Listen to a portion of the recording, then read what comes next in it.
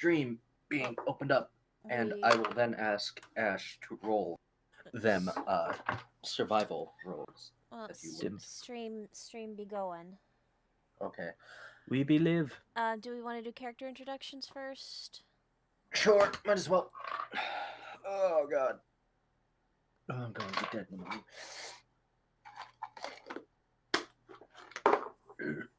So, Andy! yeah. Andy, go. Andy, do the thing. Sorry, blowing my nose. Well, I was also waiting for Danny because Danny usually introduces us.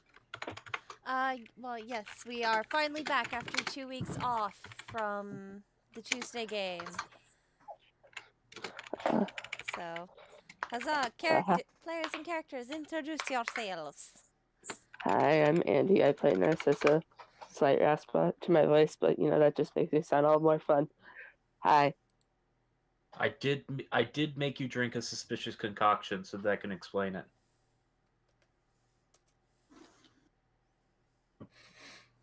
Hello. I am Ash. I play Annabelle, the human artificer, who's having a bad day. I think we're all having a bad day. Smiles. Hopefully tomorrow will be a better day. Nope. Well, God has spoken. Just in the background, you wish. I'm just gonna pull open the closet and just shake my head and close the closet again.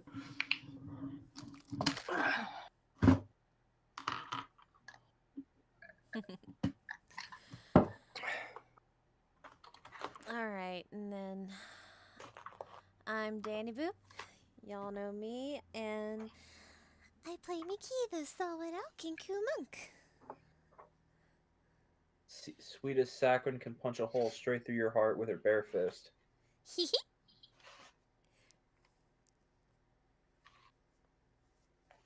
Small. And I am Small. I play this tiny dwarf, emotional support dwarf. I'm a little tired, so bear with me.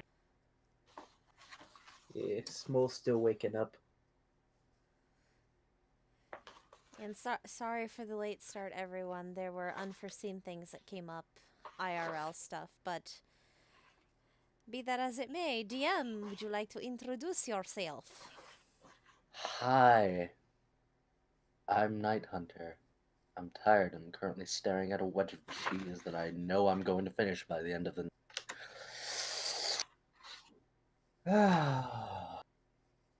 It's been a while. That's a DM with priorities. Oh god, yep. And for some quick housekeeping, the reason that we skipped the first week was because Christmas, and then we did not have session on Tuesday last week because unfortunately Night Hunter was sick. I had a high fever and thought I was going to die. He didn't die though, so that's fortunate. You don't know that. Well, your lichdom is treating you well. Looks at wrinkly skin. No We'll get you moisturizer. No moisturizer can fix this. That's what you think. I need an industrial vat of moisturizer. I'm just gonna sit in it the rest of my life. Anywho.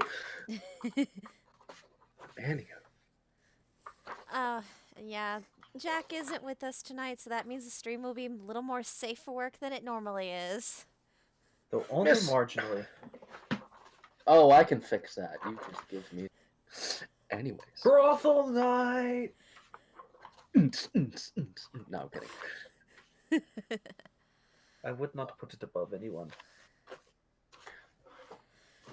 So, are we ready? I believe so. Yeah. Sorry for the sound of shuffling papers. I'm having to organize stuff. It's all good. So, last we left our party, they had made it to the town of Valhalla, and they had quickly assessed the situation of the townsfolk are dead, mutilated, and shot down in the fields leading to the forest that come out of. The kobolds that Mr. Torl, essentially the financier of the Burning Forest, had sent were killed and hung above the church. the party went into the town and began to snoop around for any sort of clues or ways into any interesting locations. And upon blowing a hole into the literal side of the church, a strange amalgamation, what appeared to be some sort of humanoid that was growing fur but had veins filled with some sort of black liquid, came out of the church and began to attack the party. After dispatching it, they looted its body and the surrounding area and found out that indeed there had been issues within the town.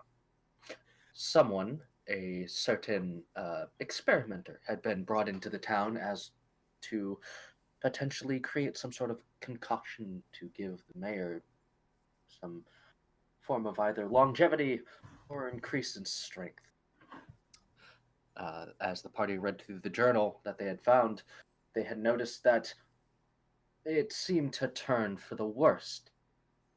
As they finished looking into the journal, they found their way down into the belly of the church, finding the experimenter and his minions. After a very loud and brightly, magically lit fight, the party was able to dispatch of the encroaching enemies as well as the experimenter, with Annabelle decapitating him. And now we return. So, for sake of clarity, we have expedited the travel a bit, and I know that Annabelle, you are wanting to make some survival rolls in order to look into trying to procure a few more alchemy components. So, I will ask for 2 with the use of your map. Those will be the first 2, and then the last 2 will be without. Alrighty then. So 16. Okay. 16.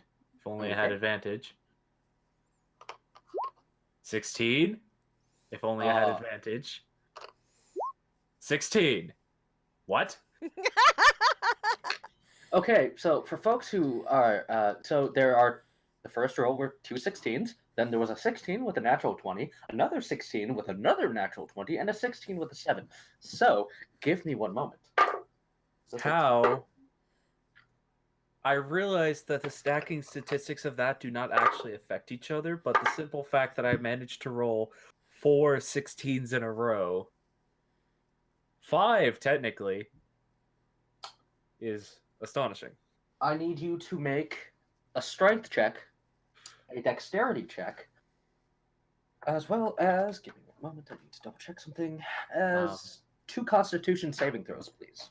Ah, lovely, my strength of 0. For the items that you are currently acquiring. Alright then. Strength. Oh, 18. Good roll. Okay. Ooh. Dexterity. 11. Bad roll. And you said 2 constitution saving throws?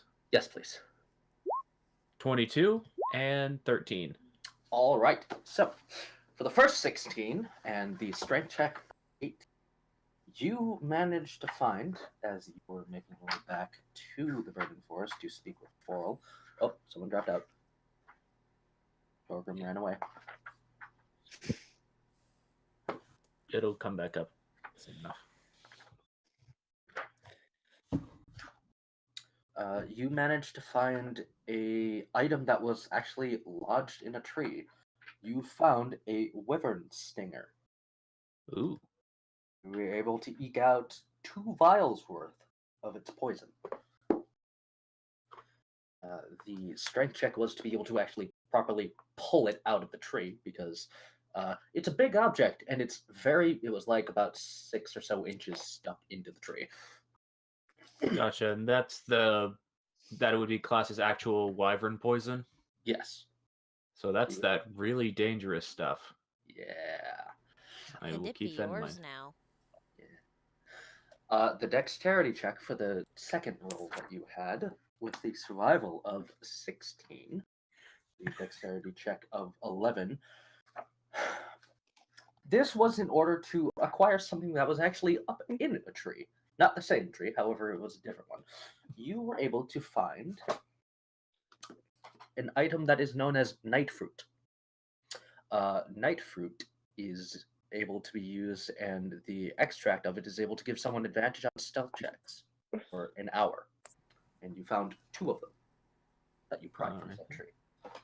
Give me 1 second while I make a note of the night fruit. Ease. Extract grants. That's a dangerous sound anytime you hear it. Oh, don't worry. It'll be fine. It'll be fun. I promise.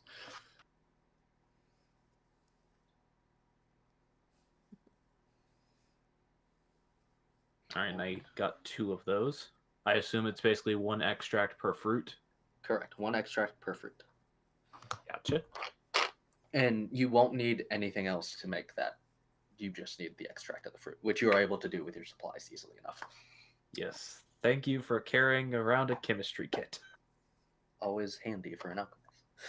So, the third 16 you got, and the first Constitution saving throw was you ended up finding a... Oh, where did it go? Curses.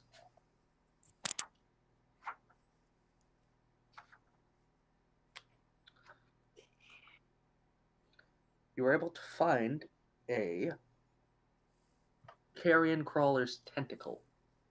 The Constitution save was to not get poisoned by it upon essentially carving it off. For people who know, this thing was already, for just sake of brevity, this thing was already dead. It's been dead for 5 days, Oh. and Ooh. it has been bitten in half. Ooh. Well, to be fair, Annabelle showed perfect willingness of shoving her hands into the corpse of a several-year deceased humanoid, so Yeah, doubt that a carrion crawler would distract her too much. It you probably have- smells awful. Yeah, it does not smell very good. I will definitely let you know that. So you currently have, you can add to your inventory 3 carrion crawler tentacles, and you can either use these to essentially, you can use them to craft a certain poison, or you can attempt to bring them to someone and see if there are any other for them. They're just the tentacles strictly, so you're able to wrap those up carefully. I'm gonna need to get more wool and leather to keep things bound up here soon. And that last one, Which was not that good. your last 16 survival and your 13 Constitution save, is a specialty item. A Oh, God. specialty that you found. Give me 1 moment. Must acquire the proper book for it, because I have a lot of books out right now. I'm sorry.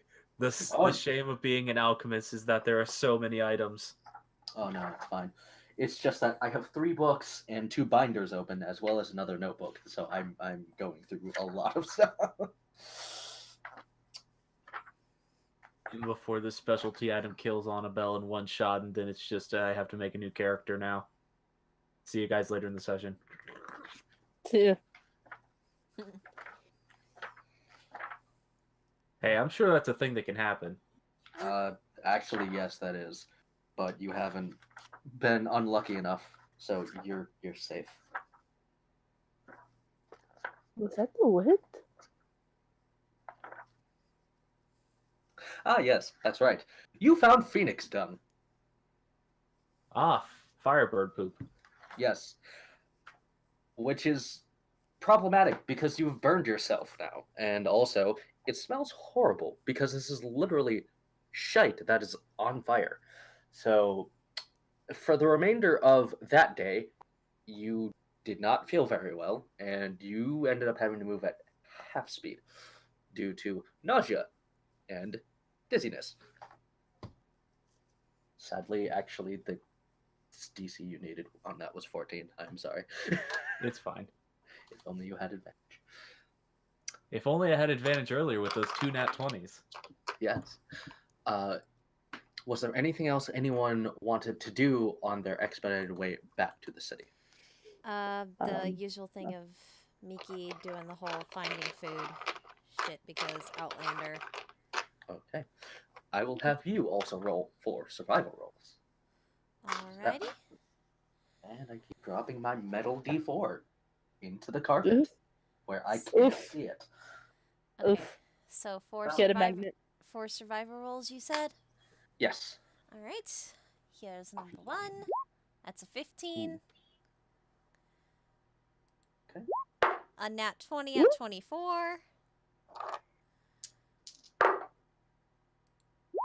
A 13. And an 8. You may add an additional 18 rations to your ration pool. Okay. These are going to be essentially what was happening was you were going on little hunting, quote unquote, hunting excursions throughout your time going back. Quite a few rabbits, a few birds, and you also did end up finding. How might I say this? You may or may not have a semi-sentient dog that tried to kill you, and you decided, this is bigger than me. I'm gonna make some decent meat out of this. Get some good jerky. So you may also add quote unquote blink dog jerky. Okay. I would like to do so. I would like to do something after coming back. Alrighty. Basically, Narcissa is just going to be kind of practicing her, kind of keeping well-to-do on her tricks of the trade that she basically, kind of, if Torgrim or if anybody else would want to help her, she's going to be basically practicing how, just kind of keeping sharp on, like all the things that she was taught back in the Plateau Cinders, like, kind of the ball underneath the cup, find the ball, shit like that. 4 sleight of hand, sure. 4 sleight of hand rolls, please. Okay. 14 + 1, 19. Fuck! Today's not good for me. So you begin to a few nights every now and then you begin to practice doing the removing of a card from your hand or the occasional ball under the cup. Day one, it's going all right. Day 2, you're trying I remember being shown this like neat little trick of doing the blade in between the fingers. You accidentally stab your hand. You would have easily just Annabelle, I would imagine, just fix that. The next time you do this, it's Rub going some better. dirt in it. The next time you're doing this, it goes better. The last time you tried to do a thing that you used to do with you would try and hide her somewhere to make the magic bird appear out of a hat, bag, or something. She gets lost for about 2 hours, and you kind of find her just sitting in a tree about 5 miles from camp. So how do I lose a bird I can summon? Again, the trick went very wrong. And she also kind of got annoyed with you because you may have dropped some things on her head when you were putting her into the bags. Little bit of how rude. I'm leaving. Burb teleportation. Yeah. We had to go for 2 hours finding the bird. Yes. Or at least I had to. It was the hotter or colder, and you just hear in the distance, and you had to try and find it. A little hard to do, especially at night, even though you could see it. Yeah. And speaking on at night, Annabelle would have been continuing to work on a little project she had started before the adventuring came along. Just a little bit of a alchemical creation. We'll see how it Got it. goes. I.e., my wondrous inventions. Yeah. So, you arrive. It's about noon that you all begin to slightly, ever so slightly wearily, stumble back toward the gate of the burning forest. It is. It's a fairly cool day. Not not too breezy, but you begin to make your way to the large gate. Can we hear the music? Yes. Okay. Because I can't, so we're gonna have to fix that.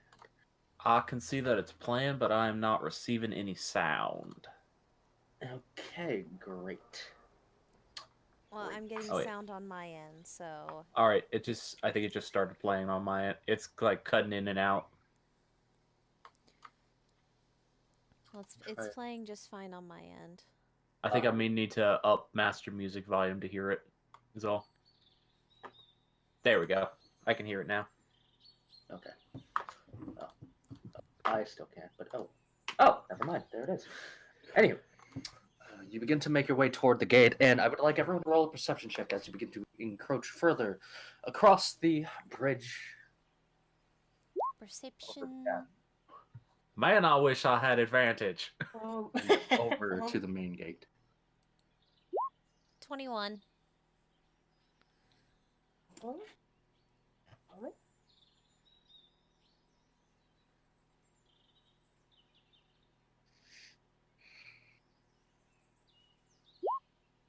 18.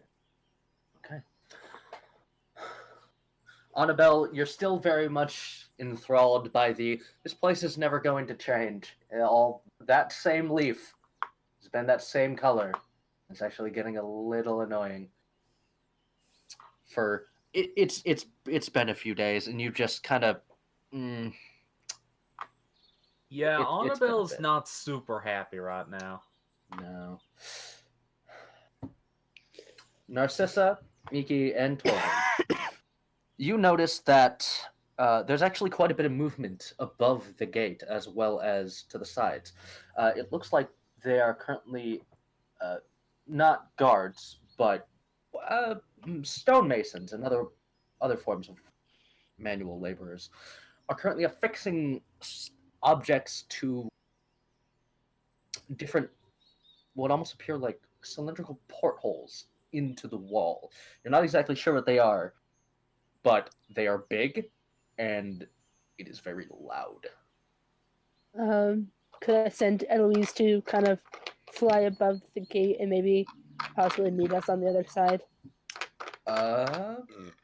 You can try. I tell her, I'm sorry if you get hit. I really am, sweetie. And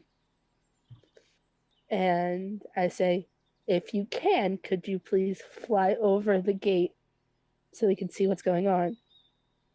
As she begins to kind of fly upwards. I'm going to be looking through her. Okay. As she begins to try and go above the wall, she hits something. And Mental barrier.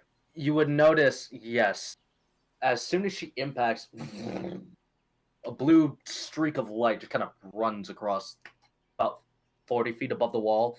And you see people kind of look up that are on the wall. A couple of the guards make their way over, but then they just notice it's a bird. Fucking familiar. And they just kind of went at it. You would imagine that they've seen a lot of it. For those who have seen a bird try and fly into a window multiple times, it's like that to them. They're like these stupid fucking animals. It never stops being funny, but it's also annoying. Yes, it's very loud as well, especially if you're close to it. I will just bring her back after the first time she gets knocked into the wall. because I'm not a horrible person. And I love my daughter. Well, my best friend, technically.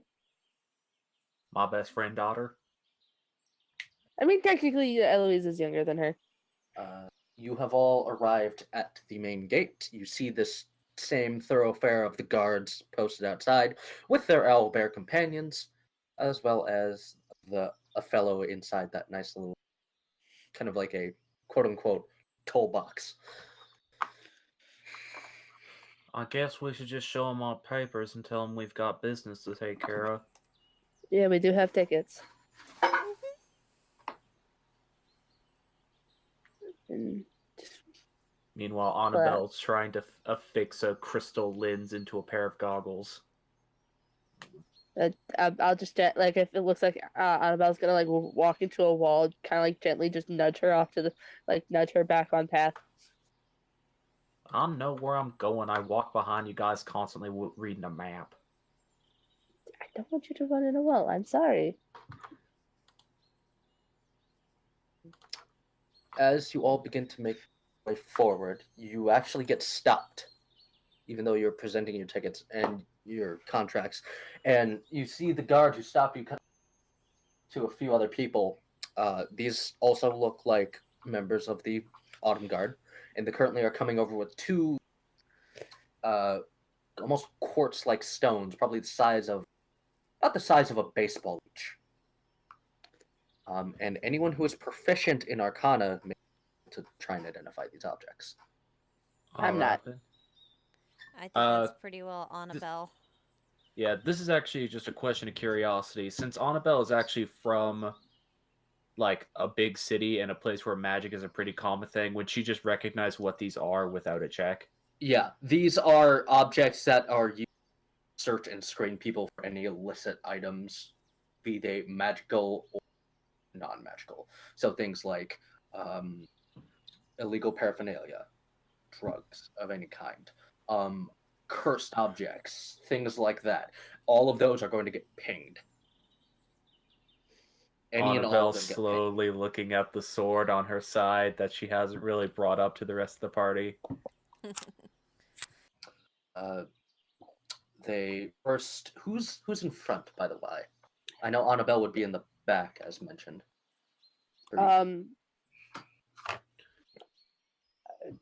I'd say Narcissa, because she'd be with Oleg on. She'd be lookout. Okay. Yeah, the usual marching order has been like Oleg, Miki, Narcissa, Tolgrim, Annabelle. Okay, so Since Miki- Narcissa has the blood, she has to send it out. We did Miki- explain, by the way, why Oleg is no longer with the party on stream, yeah? Yes, he has been collected by a certain group of people who have said, "We need you for a few things," and they took him with. All right, then. So you have not seen hide nor hair of him for been collected in the town of Valthaya.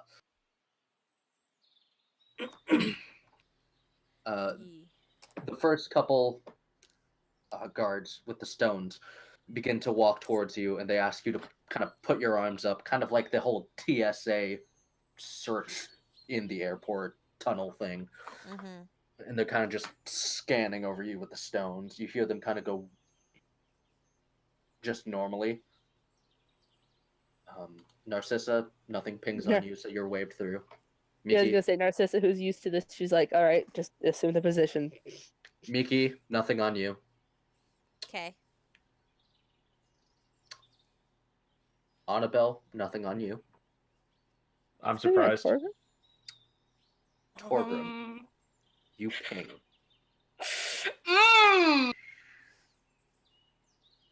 Oh no! As soon as you ping, from the stones, there's a loud, like, We've been agitated! a loud, deep humming from the stones. Torgrim blinks a couple times. He's kind of really confused, like, okay, why did I pee? And then Crystals, it fucking hits him. 4 guards make their way over, 2 of which are currently mounted on owlbears. I don't like this. I will say Annabelle in the background just looking confused and surprised that it wasn't her, given what she's carrying. And they kind Um, of start patting you down, Torgrim, and then they do feel the crystals, and they look at them, and they turn to I'm gonna you. stick Explain. close by program. Turin kind of just raises his arms up and, not trying to be harmful. I don't know what they are. Well, I know that they're memory crystals, but I got them many years ago from a strange person. Got a commissioned item. They kind of look. One of them looks at the first crystal that you actually had, and he's kind of taking one of those jeweler scopes and kind of looking at it. I hope you understand that currently, right now, you're carrying a bomb, essentially. I was not aware. I wasn't aware of what these things were until a while ago. I've had them for over 50 years. 50 years, you say? And the guards kind of look to each other. You three move along. You, Oh dwarf. no! We're going to need to Oh, speak no. with you. Torgrim, of course, is going to comply. All He's right. done nothing wrong! They kind of pick you up from your arms. So your feet aren't touching the ground. They pick you up underneath your arms and they just kind of walk with you to the other side. Into that box. Am I heavy? Oh my No, God. they're lifting you without. It's like they're lifting a child right now. It's like no. it's like holding a couple of grapes. Yeah, it's just like they're picking you up. Torgrim looks towards the group and especially Narcissus just kind of waves like, bye, I guess. This is my life now. Narcissus is gonna at least stick somewhat near close to the gate because of Torgrim. You're being pushed through. Well, As no, in, I like- know that I'm being pushed through, but like I can at least still remain close enough that Torgrim can find me once he gets out of jail. Apparently, I like the Dwarf prison. Annabelle just in the back of her head. So those crystals are more dangerous than the literal vials of not werewolf blood I am carrying on my person. I would like you to roll a perception check, please. Actually, investigation Boy. check. Oh boy. Who is that to? You, Okay, Annabelle. 21. You're like, huh, that's weird. The weird death goop is not pinging, and you look into these. They look almost like they're water now. But picture a lava lamp, those weird bubbles in it, kind of like that, just in watery form.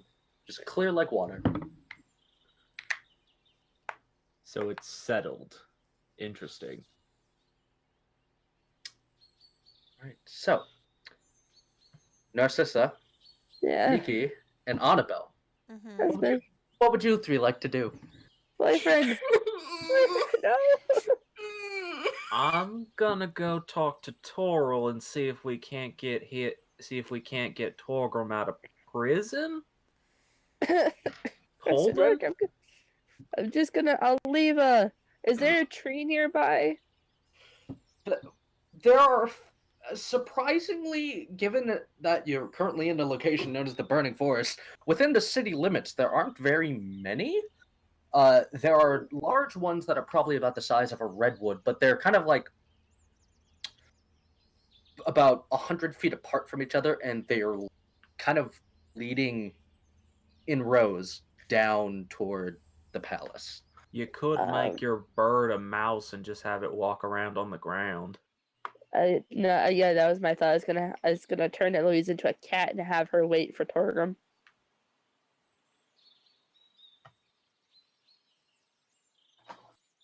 Okay, so Eloise, are you using the hat? Yeah, I'm gonna use the hat. Eloise turned into a, Floofy baby.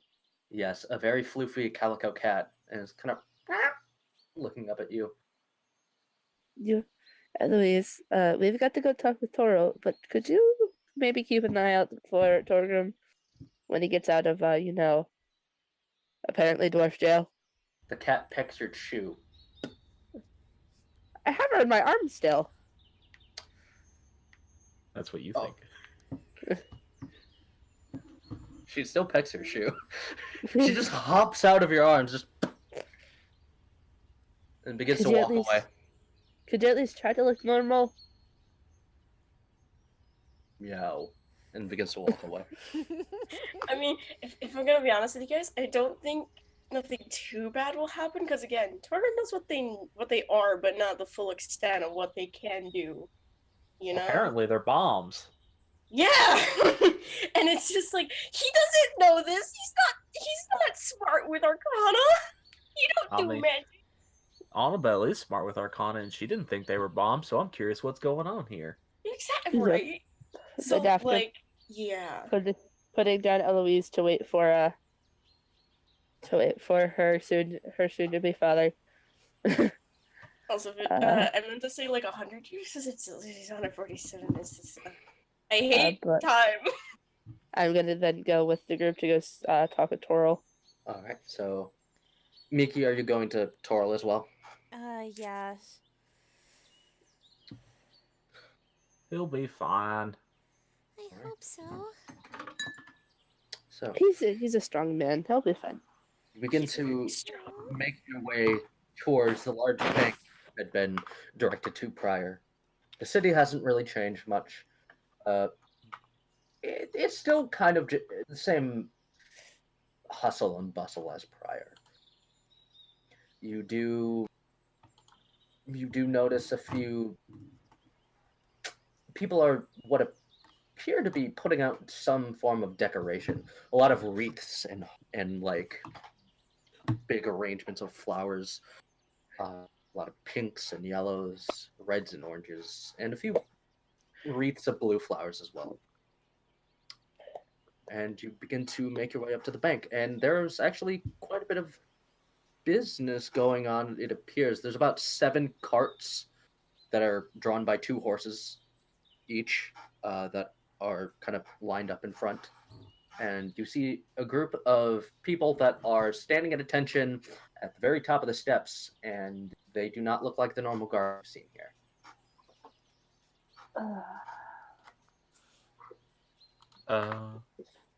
I guess let's try to get some local word. I could probably try just to go talk to them and tell them that, hey, we're back from a mission Toral sent us on. I don't think that's a good idea. How about we ask the people who are already waiting in line, who are probably going to be real ready to complain about what's making them have to wait longer. True. So if we get into the line, is there anyone who's in front of us? It looks to be just like a man wearing kind of a very nicer. One would almost mistake it for a nobleman's robe, but it's not. Okay. It's like the it's the in between level of like a nobleman and kind of like common. So it's Sorry, like an aristocratic robe. Yeah. Sorry, my internet decided to drop me out of the call for a second and then drop me right back in. That's not not fun. But I heard most of the description. So Narcissa will kind of like gently lean forward and kind of tap him on the shoulder. What? What do you want? Excuse me. Do you know what's taking the line so long? Apparently the Red Dragon fella is meeting with some bigwig or something from the city. I don't know who it is, but they've been here for a while. Thank you.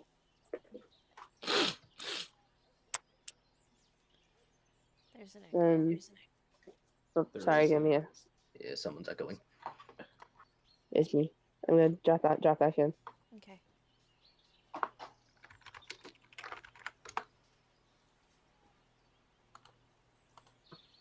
All right.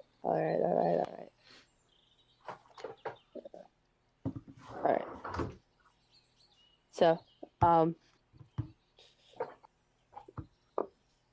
after that, Well, I mean, I kind of turn back to the ladies. Uh, well, it seems Toro is meeting with a bigwig from the city, so we have um, maybe it's something about all the up security about magic stuff. That's a pretty good thing. Uh, Hate to be the one to spread speculation, but it might be about that crawling terror we had to warn about. Probably. I mean, we probably got to it soon enough that it shouldn't be too much of a worry. Yeah, we only spent a day before we had to do the warning, so pretty sure we got there early enough. Yeah, Jeff got taken care of real fast. and that was due to us just having to travel. It took us so long. Yeah, it was kind of convenient. We were in the right place at the right time. Good. Which is very odd. It works out that way sometimes. Still. And I just hope that our good dwarf friend is doing all right. Flashing over to Torgrim. I was about to say, is it my turn? Yeah, it's your turn. The dwarf jail. Torgrim, as you see your party members begin to depart toward the bank, in order for them to get paid, you're like, God, I wanted money too, but now I'm getting taken away. How dare they? You know, if you're going to pick me up like a baby, you might as well treat me like one too. Where's my drinks? Where's nap time? The one that's holding your right arm just kind of looks at you and squints. And it's just... And they begin to bring you inside of a solitary room with no windows and one door and a chair with a table in front of it. And they sit you down in it. And they leave and close the door and you hear... Torgrim just kind of sits in the chair, hands on lap, and just kind of thinks to himself with like, I'm in danger! This is fine. Well, everything's on fire. That was Annabelle when she picked up burning poop.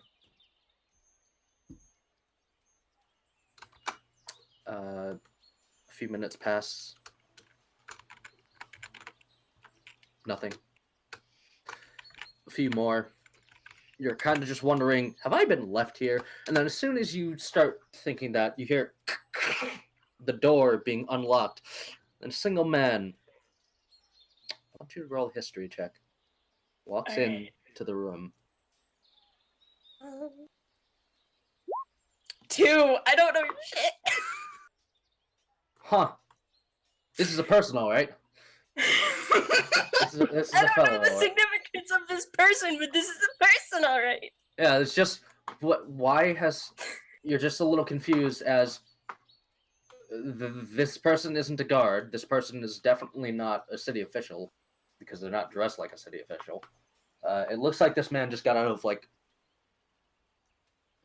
off of traveling for like a year without being in a town. He looks very dirty, and his clothing looks very tattered down. And then he takes a seat without a chair, and he just kind of sits back, one leg crossed over the other. He kind of leans onto the table and looks at you. I would like everyone else to mute themselves, please. Oh no. Oh no!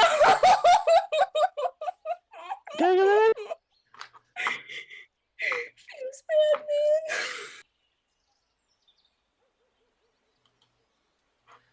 So once, and for those who have push to talk, you don't need to mute yourself, but I would imagine Ash and Danny are not going to. As you kind of look this man over, you see something a bit strange. He begins to shift. His clothing that you see when you're looking at him, his clothing begins to kind of shimmer and change. It's no longer dirty. All the stains grease and everything are being wiped clean as if an eraser is being drawn over a line. And he just begins to look at you, and you just get this weird sense of familiarity. I think I know who it is. And then you hear just his hands go behind his back, and you hear that noise again. And he puts them back onto the table.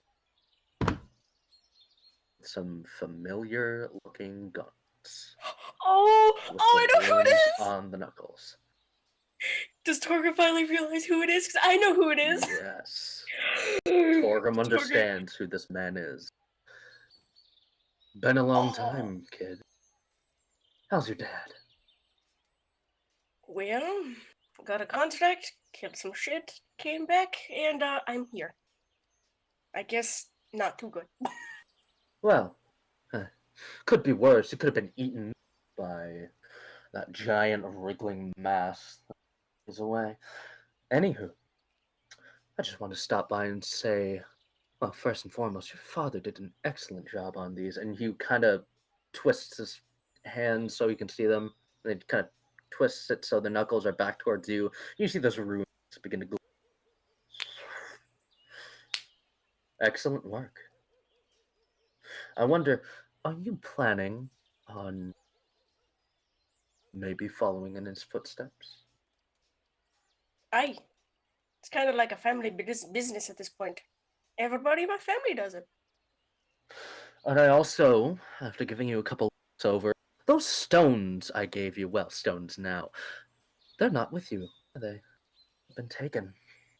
They took him away from me. Mm. Well, I'll be able to get those back to you. I should have mentioned that, also, probably should have told your dad at least. There may or may not be a few hidden, at least I thought was well hidden, enchantments on them. Maybe you should have mentioned. That would have been great to know. After a few 100,000 years, your mind begins to slip and lose a bit of memory, so sorry. Understandable. Anywho, I will give you one piece of advice, though. If, for some reason, a sort of loud, booming noise goes off near them, not necessarily hammer and anvil, something a little more specific, you might want to get those away from you as soon as possible if that does happen. Can I at least know what triggers it? And he kind of puts one of his fingers up on his right hand and kind of wags it back and forth. That ruins the fun. So is this like a game to you? Yes, it is. You're not the first person to get these type of things. You're certainly not going to be the last. Let's just say I have certain goals and ambitions. You and many others get to play a part in that. It's not like any harm is going to come to you, so I wouldn't worry about that. It's just I need people who don't ask questions. And he kind of puts something down in front of you that he's pulled out of his cloak. Kind of puts it down, slides it towards you. I'm going to send you a private message in Discord. Okay.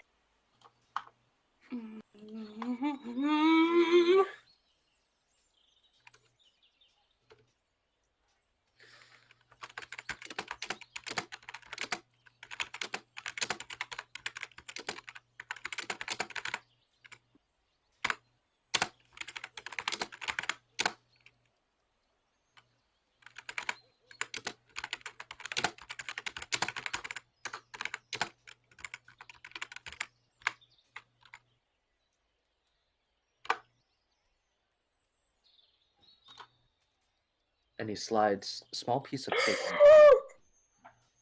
with that written on it. Now, I would ask that you don't mention this to anyone, because obviously, if it's a surprise, I can't just let someone. And revealing the surprise wouldn't make sense. But I will say this. Torgrim's just kind of like staring at him now with the blankest face. Ooh. He kind of pats the side of your cheek. Oh, calm down, Mr. Dwarf. All things will be right as rain. I just need you to get 12 of these. As soon as you get 12, well, business is done. Deal is over. Surprise is gone. You'll be fine. Everything will go on normally. You want 12 of these crystals. And he leans in towards you, and he kind of takes his pointer and middle finger from his left hand and kind of pulls your ear, not like hard, but kind of curving it so he can whisper to you, I need 12. And you will get me 12. Do you understand? Understood. Wonderful. And the door opens up, and the guards come back in, and as soon as you look back toward him, he's back in that same attire he came in with. Metal. And like he's just this. and he's just standing with his hands behind his back. Well, I believe the deed is done. You can give him back his effects and send him on his way. I believe he has a contract he needs to get paid out for with his friends. I do. Wonderful. Let the dragon know that I send my regards. Just tell him that the Wanderer has stopped by and says hello. He'll know what I mean. And he leaves, and you are led outside of the building. Everyone can unmute themselves now. I get my crystals back, right? Yep, you get all the crystals All right. back. They are handed to you. All right, all 3. All right, I have a mission. I have a goal. I imagine at that point Eloise finds him. Eloise hasn't gotten a chance to go in. Eloise is just kind of sitting in front of the door. No, that was the point, that she's sitting outside the door. I thought you meant sending Eloise in. No, she was just waiting outside for him, like the Okay. weirdest, like, chaperone. Okay. Yes. You see a cat that, Torgrim, you would see a cat that walks up to you and starts pecking your boot. And you would probably understand that, hey, this might be something familiar. Oh, hello, Eloise.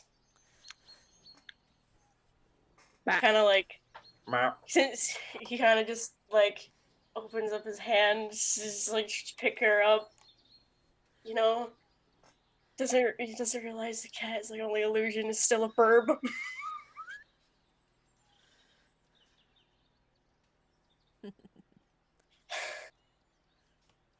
And well, I guess it's time to go meet up with everybody else. Bring Eloise back. Carry the bird cat with you toward the bank. Mm-hmm. At this point in time, the fellow in front of you 3 has made his way inside and has done his business and made his way out. However, you haven't been permitted entry into the bank. The bank is guarded by 2 sentries in front of the main doors. And I will show you what they look like. And I would like to also point out that by this time, a certain dwarf has made his way back. Torgrim! I got him his face. Did they hurt you? No, not at all. Well, that's good. Yep, I'm I gonna got inspect the door. everything back. Alright, inspect me. Can I just do like an investigation check to make sure they didn't hurt him? That would probably be a medicine. That would be a medicine check. Okay, medicine. 19. No damage done. Good. And Yeah, okay. this is who I'll you take my see cat first. guarding the doors. There are 4 of them. 2 are standing in front of the doors, and then 2 off to the... Their hands are crossed behind their backs, and they're just staring off. Just gonna take back my cat bird and make her a bird to not disturb them. All right. A few more minutes pass. Oh. Someone. Oh, Ash left. There we Oh go. no. He returns. Sorry, did I miss anything? No, Okay. just the burb cat being shifted back into a cat, or a bird. Sorry, tired. Been a long day. Is that all that happened? Yeah. And Torgrim came back. Okay. A few moments pass by. About another 5-10 minutes, and then you hear the door begin to open up, and you see a small blue kobold kind of peek their head out. And he points to all, and he kind of gestures for you to come inside. And then the two guards do a kind of like a half step back, so now they are facing each other, and you will end up walking between them to go inside. What kind of check would it be to recognize what kind of guards these are, or like what they're normally used for? Anyone who has proficiency in history would be able to know what these people are. But Not me. Nikki has Sadly. proficiency, so let's do that check. 19. Mickey, I got a these 5. Narcissa, you've never seen them before, sadly. These folk do not look even really from here. The way they're garbed is quite different from the general attire of many people that you've come across. Miki, you would know these people to be known as silent sentinels. These are people who are essentially soldiers Mm-hmm. who are born and raised to be soldiers, and their tongues are cut out. Oof. The reason for this is because the quote unquote motto for them is no cries of glory, no shrieks of pain. Silence and death are all we reign. They are usually sent in as assassins, or they are sent in as bodyguards. And from what you tell, they're bodyguards right now, because you can see them. Yeah. So, you all begin to move into the building, and as you do so, there's no one inside except for these people.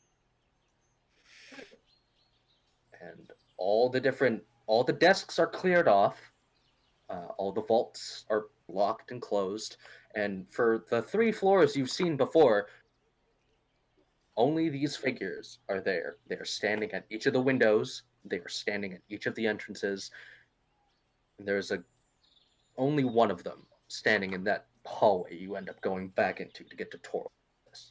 Is the blue kobold at least there? The blue kobold is there, but Uh. that's it. No one else. By the way, Okay. just as a cursory thing, giving a quick count, how many of these people are there? 45, including the one at the end of that little area you have to walk. There's a total of 45 of them. As we're walking, can we talk to the blue kobold? It's a full regiment. This is very strange. It looks as if you're expecting maybe an attack to happen. Well, I mean, these people, they're clearly here as bodyguards, but... They'd be guarding a dragon. Must be an important person here then. As long as we, don't do anything to be seen as an attack or a threat, we should be fine. There looks to be over 20 some of these guards about. I mean, how important of a person do you need to be? The blue kobold has just been leading you this entire time, just been walking forward, thinking, they're probably following me still.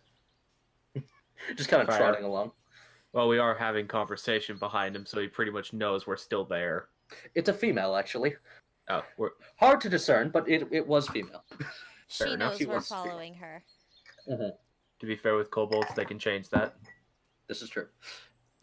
Pardon the slip of the tongue. It was meant to be specifically stated as a she. That is my bad. Again, all good. long day. Lots of notes. It's all good. You are now being led in front of the one that is standing at the very end. Way. He's kind of looking down at the kobold. Looks over to all four of you. Smile and wave. He steps over. He steps one pace back, and then turns on his heel to have his back toward the left wall, allowing you entry into this area. Cool. All right then. And then- Let's go in. and By the as- way, Go oh, ahead. sorry. No, I was go going to ahead. ask, would Annabelle have seen these people before? No. All right. Just curious because I know you said that they were like they were used as like bodyguards for very important figures. Correct. Okay. Just curious.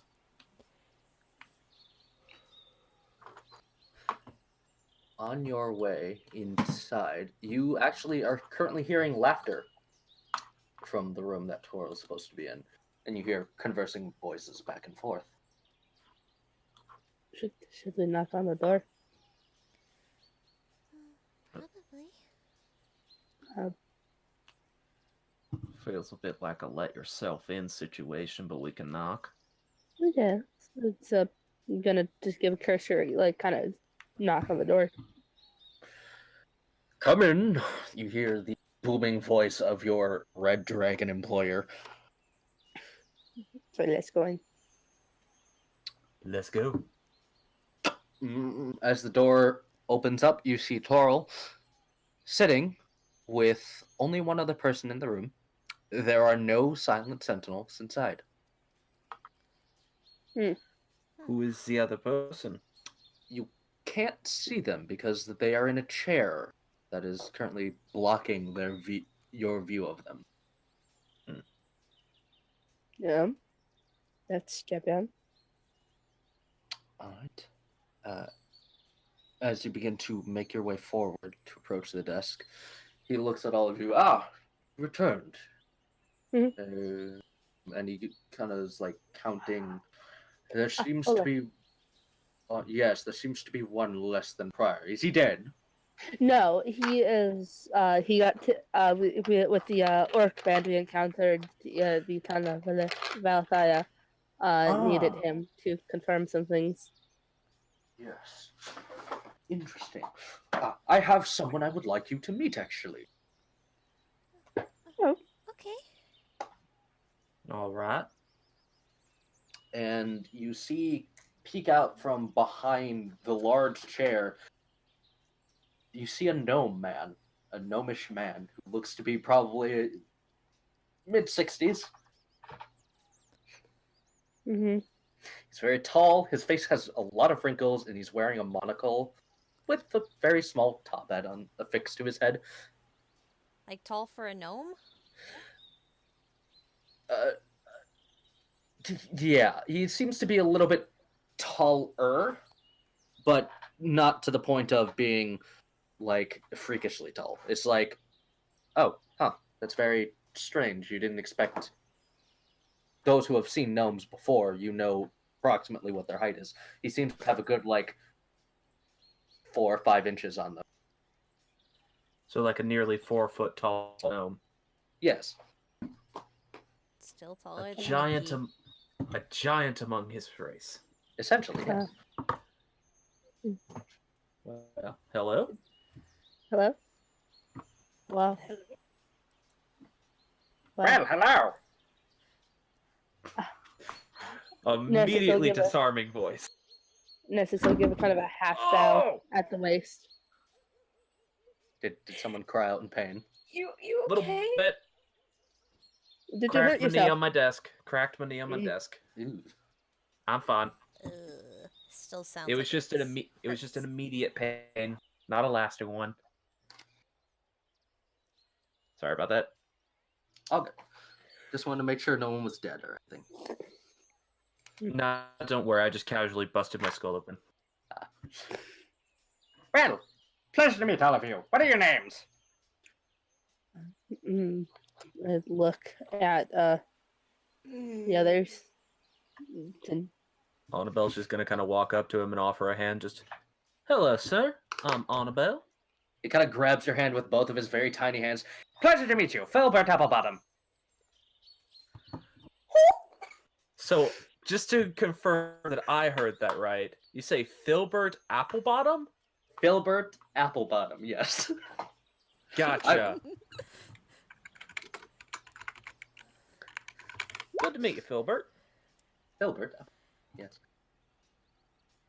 Pleasure to meet you as well. And the rest of you? Gonna step nurse, back. Narcissa will step forward and offer a hand to shake. Narcissa Rivara. Vigorously shakes her hand as well. Had not expected the vigorous shaking. Give a bow again and step back into line. Torgon steps forward. Reaches his hand out to, get his hand vigorously shake. Totally good on my end. He fist bumps you instead. Okay. Please tell me there's that weird moment of like, oh, I don't know what we're doing. Yes! One goes for a handshake, one goes for a fist bump, one just grabs the other one's hand. Yeah, these awkward hand. He's kind of looking at it like, oh, wait, he's not. Oh, no. Like, he just completely misjudged what. Ah, well, sorry about that. Shakes your hand. Just fine.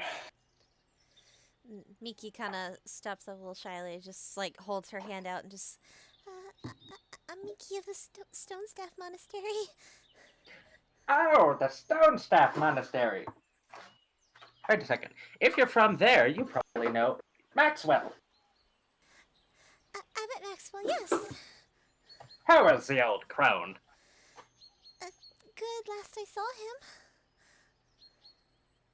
him. Well, if you ever do get a chance to go back, tell him Filbert says hello and that he wishes to have a rematch. Okay. Wonderful. It kind of turns back to Toril. Are these employees of yours? It looks like Toril has actually been drinking.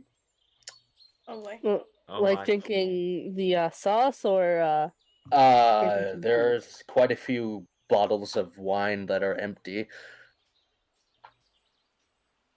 Yes, they are employees of mine. Can I make an insight check to gauge the feel of the Oh. room? yeah. Yeah, for those Did who I want to do make that an too? yeah, I those who do. want to make an insight check, you can do it. 15. 15. I have proficiency in this. Let's see how this goes. 11. You, it's not a very hard thing to gauge. You could tell that this was an unexpected and very unwarranted visit from Mr. Applebottom, and Toril needs to cope. Alright. He's So this not. isn't like a meeting of friends, this is a meeting of someone who thinks they're friends and the other person who deals with it. Yeah. Oh It's no. Toril is right now the white wine mom of the party. For those who understand what that is. Yeah, I get you. Oh, I know that because I am the white wine aunt at parties. Yeah. Sometimes. Torgrim, Yeah. do you still have that journal that Oleg gave you? I do. I think Toril will find that very useful. If you're talking about the magic one, I have that one. No, the one that was from the mayor. Oh, okay, yeah. Yeah, Speak- The that scientist one. Speaking of which, what exactly happened with that? I'm curious. Oh well, boy. Who yeah. wants to take this one? I can do it. All right, now, Uh, Sissa, you take center stage. Tori, may I just borrow that journal for a moment or two? Yeah, he kind of fishes in his bag for a second, pulls it out, hands it to her. I will take the journal and I will set it down on Tori's desk. Well, when we got into town, we found, well, before we got into town, actually, we found a bunch of bodies shot down in a field. We found out what happened to your scouts. It wasn't pretty. Um, I imagined they were dead after they didn't come back. well, they were hung outside the church. I hate to say it, but maybe a little bit worse than bad. Very worse than that. As we got in, we found that those who still were alive, they were changing due to apparent experimentation by certain scientists, I guess you could call him, that the mayor had come in. And when we truly started exploring the church, we found that there was an underground where these creatures had been residing. The mayor, well, I don't think it was the mayor. Was it the mayor? Or do you think it was the scientist? No, it was the doctor. The doctor. All right, the doctor. It was the doctor, a few townsfolks, and I think mercenaries that were hired. They were changed badly to the point that they weren't even human. Uh, the doctor, he was quite literally very mad, and Narcissa will kind of tilt her neck to the side to show the bite mark on her neck. His eyebrow kind of raises at this specifically. I dealt We- with it before it could become a thing, Toral. Yes, and thank you, Annabelle. It seemed that they were trying to get some sort of lycanthropy going through the town, but it wasn't sticking well to anyone, and anyone who got infected, they became the shells of their former selves. After exploring, after exploring the town a bit, we ended up finding a magic journal that Annabelle has, but none of us could really open it. And I couldn't then identify it with my magic, and I didn't want to take the chance of breaking the seal and perhaps destroying what's written inside. mhm. I thought it best I wait till we get to a better situation to open it. um, everything is very much taken care of afterwards. Everything is dead. The strange thing is that all this was hidden behind a statue of a goddess. Did you recognize what kind of goddess it was, Annabelle? That is actually a question that I'm going to need to rely on Knight for, because I don't remember if Annabelle was able to tell what the statue was of. I don't remember if think it I was you was or Oleg. I think one of us was able to. If memory serves me correct, I believe Oleg, but he would have informed you. It was a statue to the mother of all lycanthropes, Lycropa. I will type it out into the Roll20 chat. Yeah, I knew one of us was able to tell, but I couldn't remember who did it. Mm-hmm. It was a statue to she kind of like taps her head, or the side of her head, Lycropa. Yeah, it would seem that they were attempting to imbue themselves with the strength of beast, but went about as well as one can imagine that could go. Didn't they try to do it to the local elves as well? Yeah, but it didn't work on non-humans, period. Yes.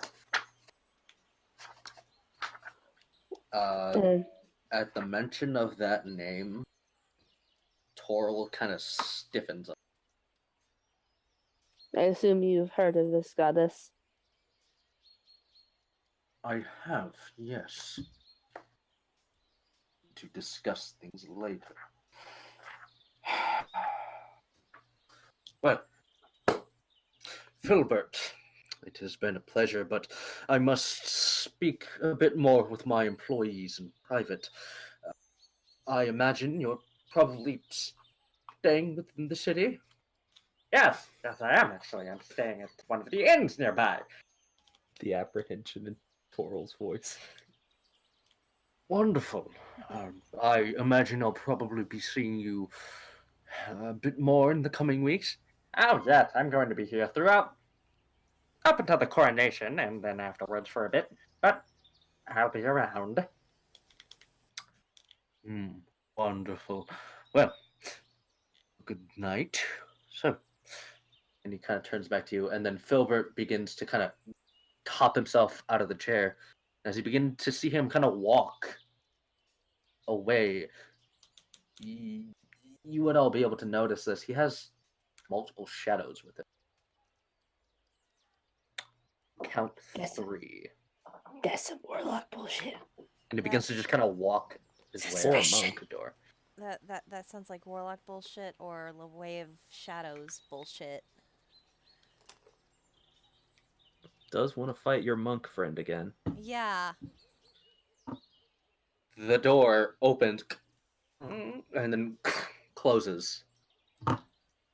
And then as like a few seconds later, Toral just kind of boom head desks. I'll reach over and I'm just gonna gently pat his shoulder. His shoulders are very warm. He kind of like picks his head up and looks to you, Mickey.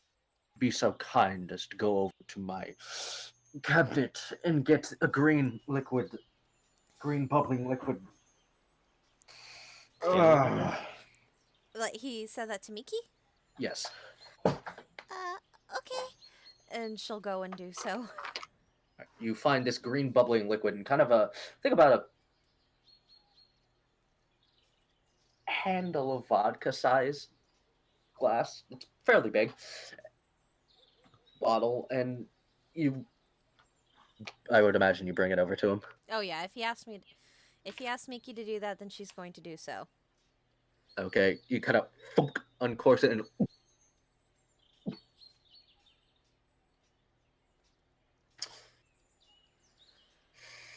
Toral, I know you're a dragon, but is your alcohol tolerance gonna let you handle that for very long? you see weird green breath kind of exhale. It's not like any sort of like noxious gas. It's just green, almost smoke. A good hangover cure to prevent issues. Good sobering Seems agent. Fun. No, he's not fun. I promise you that. Well,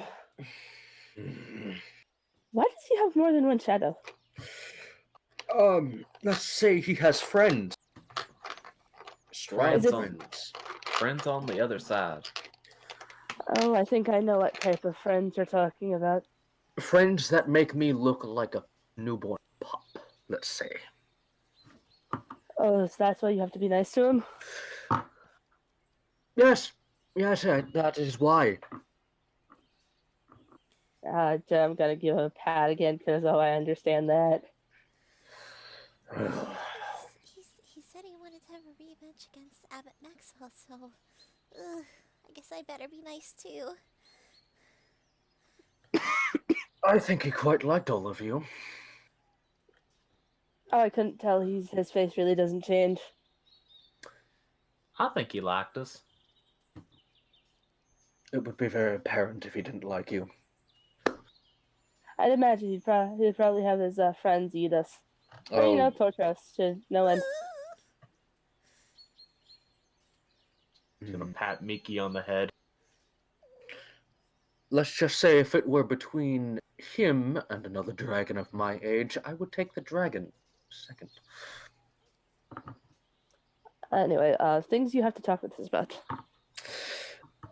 That goddess you mentioned. Mhm. the werewolf or were creature problem. Tell me, who among you noticed the things we're fixing to the walls? The things fixing to the walls. Yes, the things we are putting on our walls outside of the city. I'd You're putting imagine something that's on the walls? the things that we saw when we were coming in. I imagine that's to combat that I didn't problem. say anything. That's right, Those, because of... Oh yeah, you were... Never mind. those are what we refer to as bolters.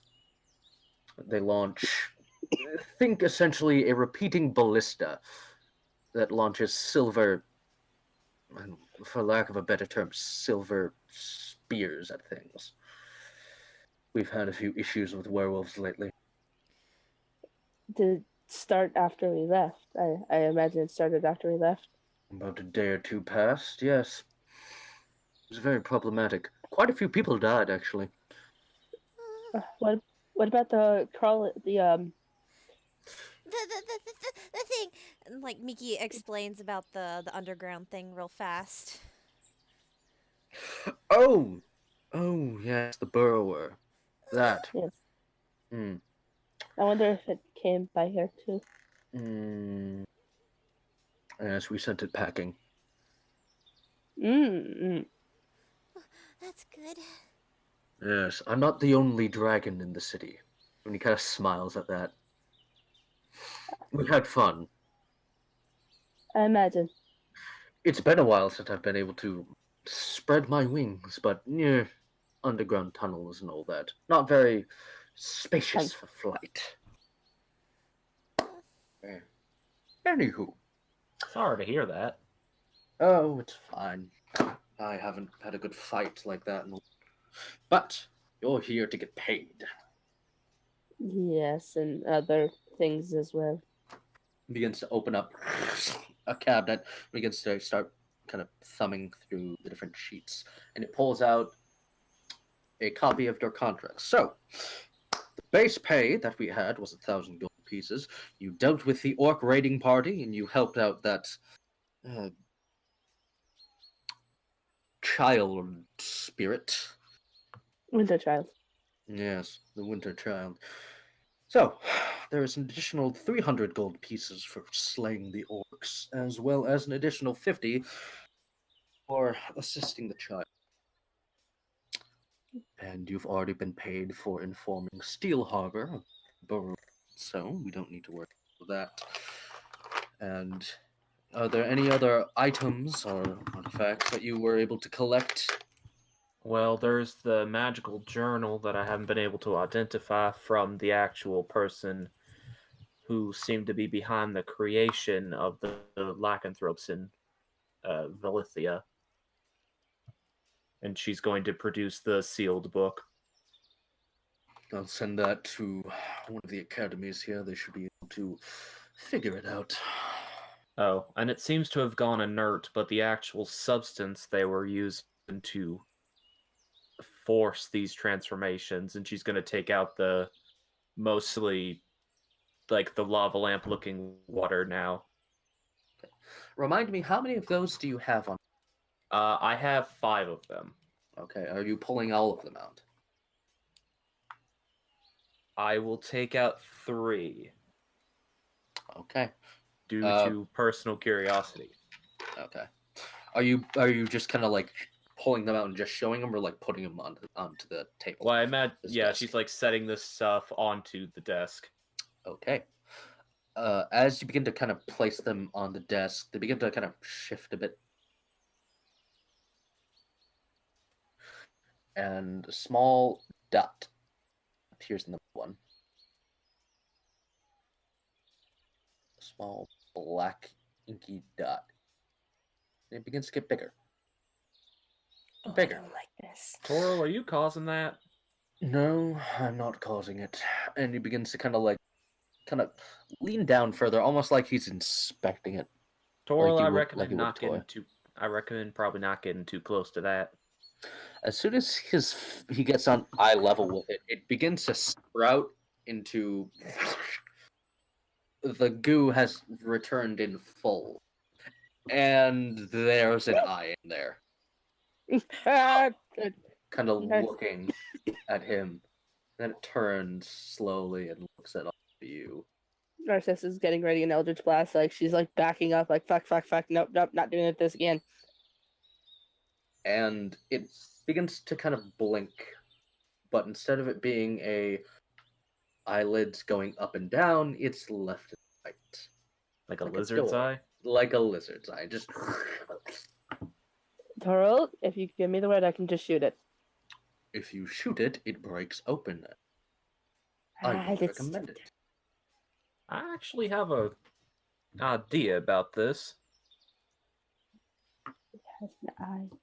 Given what made this item, she's then going to pull out the sword she has not really shown to the rest of the party. The Celio Siphon.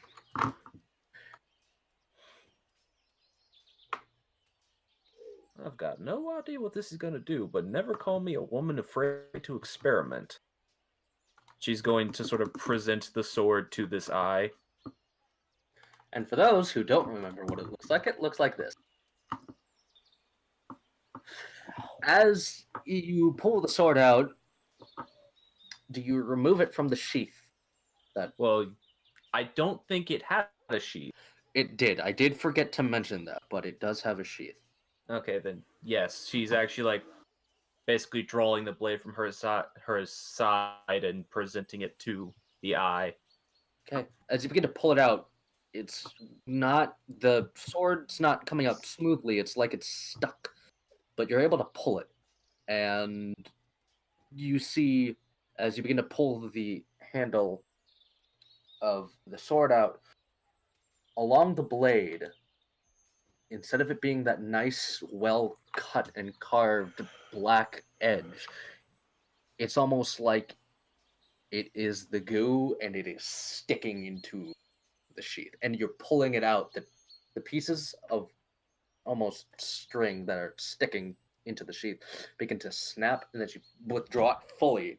There's an eye on it. There's no movement, but there is an eye. What the? Narcissus is like standing on the chair that Filbert was. Well, Filbert's not there anymore, and you No, she was standing on the chair that he was in. Okay. Like, oh my god. Do you want to rejoin yourself, Celio? I No. am attuned to this weapon, by the way. Yes, you are. Okay. I No don't know if response. that means anything. No response. Mm-hmm. The eye on the sword blinks, as well as the one in the vial. Curious. Alright, Toril, I'll be perfectly honest. I'm not entirely sure what this means, but it might be explained in that their journal. Interesting. He's kind of Big- looking at all three. You would notice as well that the other two vials, there's nothing in them anymore. Not It's even only- the weird bubble. So it's only the one vial that seems to have reacted? Correct. The And the vial sword and the itself. sword. Yes. I would almost hazard to ask if you would mind if I potentially uncork this vial, Toril. Because honestly, right now, given your presence, seems like probably the most controlled scenario for something like this to happen. Assuming that, of course, it will not happen again. Considering this has not happened the entire time I've been carrying these on my person for the last few days. Well, if you'd like to, you certainly can. Should I get a taller chair to not be near that? No. You Sorry, can. I'm kind You of could, heads over to Narcissa, rubs her hand. It's gonna be okay. if you wanted, you could move to the other corner. That might help you, or at least make he you says feel that- more comfortable. When she says that, she runs. Miki is getting as far away from this as possible as well, because she's like, nope, nope, nope, nope, nope, nope, nope. Okay, I'm either really dumb or really brave. I'm gonna hug my dwarf. It's like he's just like, you could move to the you already go. Oh, okay, you're already over there. Anywho, You're gone. All right, They're Annabelle gone. is going to sort of with one hand pick up the vial that does have the eye in it, and like flip the cork off of it, and like tilt it over so it would be over the blade, like to like drip out. kind of to drip it onto and pour it out onto there. Yeah. Okay, as soon as it begins to, it's not moving very fast. It's like pouring syrup. Yeah, think more like thick molasses, and it's just like slowly just kind of falling. It begins to hit the blade, just kind of as if almost applying a new coat to the blade. And then the eyes kind of move back closer toward each other, and they shut. Well, that's curious.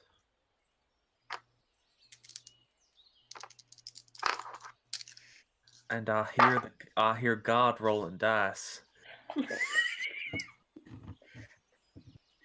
Narcissa is head behind like she is curled up, so she is literally behind Torgrim. Togrim So ain't you scared of said- nothing. So you said that the eye that was on the sword was on the hilt, right? Or The like on eye- the cross guard? It was on the blade. It was in the middle of the blade. So for about like almost a good 6 or 7 inches is the eye along that blade. It's about how big that eye was going to be. Gotcha. But now there's 2 of them. And the blade begins to get lighter.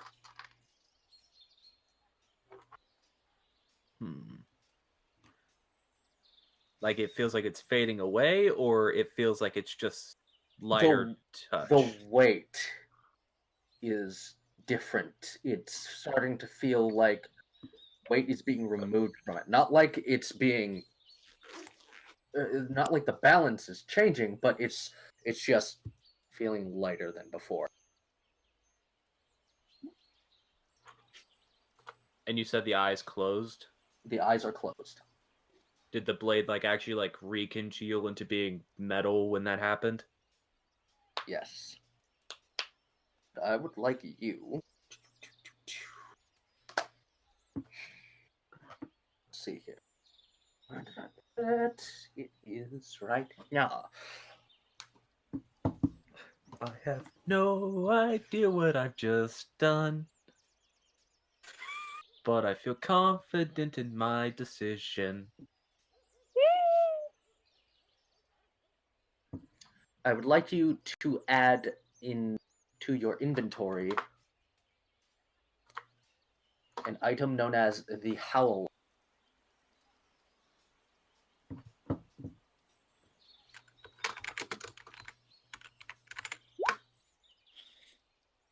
Currently, you are not attuned to this item.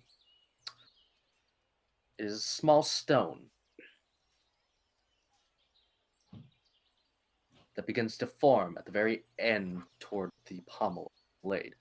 In that little circular area of the siphon, that stone begins to form and it falls out into your hand. And it has what appears to be a wolf's mouth, almost as if it's trying to like engulf the stone around it. The stone is black, the mouth is white. And I assume Toril is just sort of staring at me as I have this whole thing transpire. Yeah, he's just kind of watching this happen. Well then.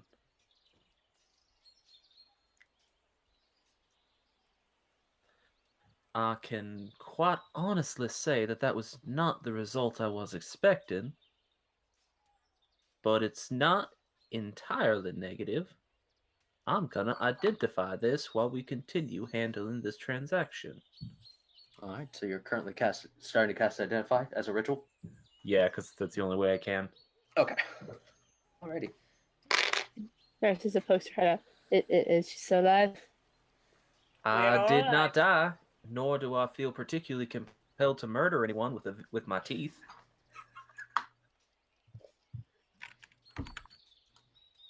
Stay like a good 5 feet away from Annabelle.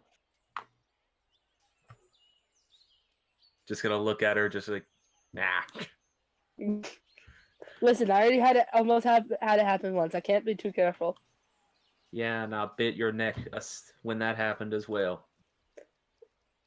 Very good. You see her tails flicking in a weird way. Like, I don't know how to feel about that. Still, it felt weird. It kept you from being poisoned. No, it feels weird for her in another way. I don't know what she is talking about. Oh. Anywho, do you want to get paid or not? Yes, please. I would appreciate Yeah. pay. I need to buy ingredients and the such. Wonderful. And he reaches below his desk, and you hear a ticking of a safe being opened. And you see him pull out with ease in one hand 4 sacks of gold.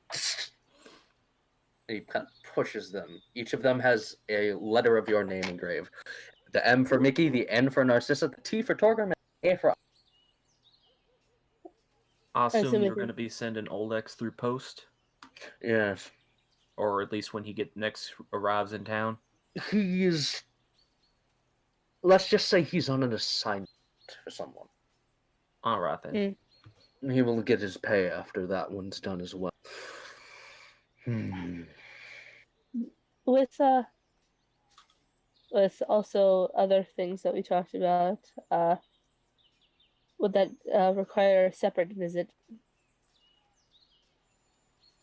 Yes, I'm still working on some things, and he looks to you, Narcissa.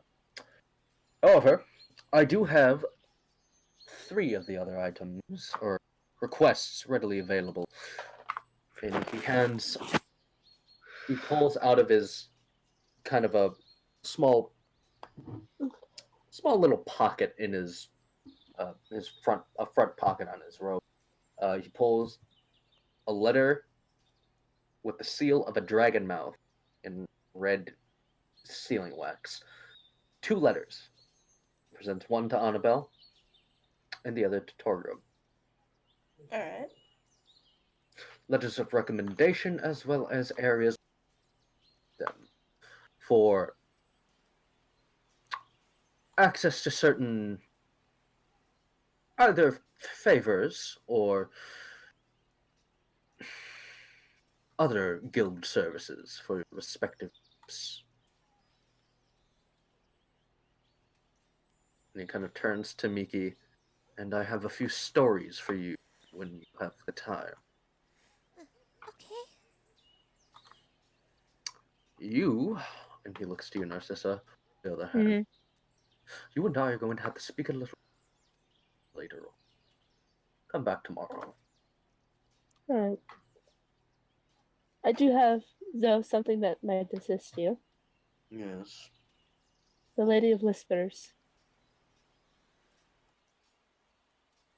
Looks over to you, inquisitively. I'm gonna have him. Oh God, where are my red dragon stats? Where? As a sad thing, can we, do we know how much gold we got? Was it 1,300? 1,300. Sorry, I just need to know for my own bookkeeping. Each of you can add 1,350 gold pieces to your amount you currently own. 1,400. Alrighty. I have way too much gold for my person. Okay. He kind of nods when you say that to him. Oh, good lord, Mickey's loaded now. How do you You've think got more gold than that your works? tiny bird body is existing. Miki would technically be over encumbered. Would Miki need assistance? If DM rules I would need assistance, then yes. No. I'm just picturing Miki with like a Santa or over her shoulder, just jingling as she walks. Well, Time to buy presents to send home to everybody.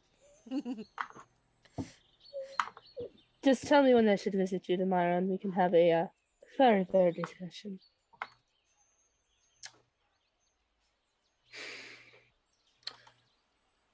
So, I do have a question for all of you after this.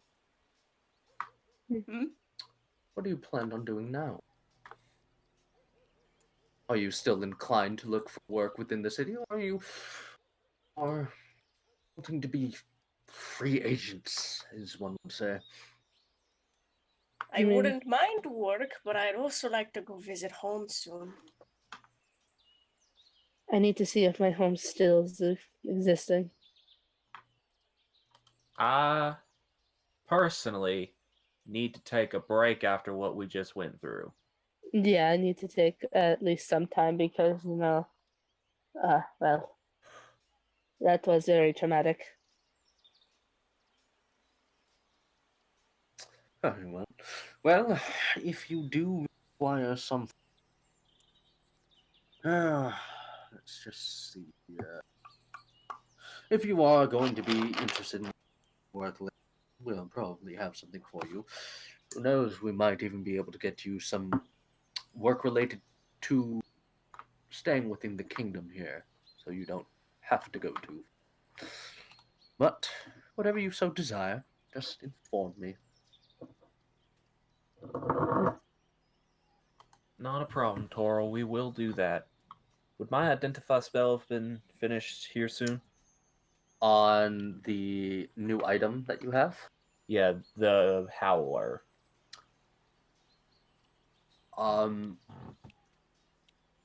yes, it would have. However, right now, imagine what it would look like downloading everything that exists on Wikipedia. That's essentially what's going on in your head. You're not getting anything specific, but you're sensing there's something here. You have no idea what's going on.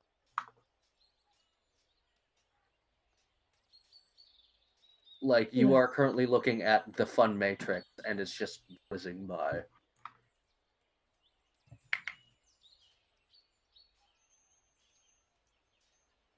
Annabelle just kind of goes catatonic for a little while. Yeah, that's essentially what's happening. So you would notice Annabelle just kind of like standing there. There might be a little bit of drool Kind on of the like right side of her face. Just like peeking out. I use my sleeve to kind of like wipe off part of the drool from her face.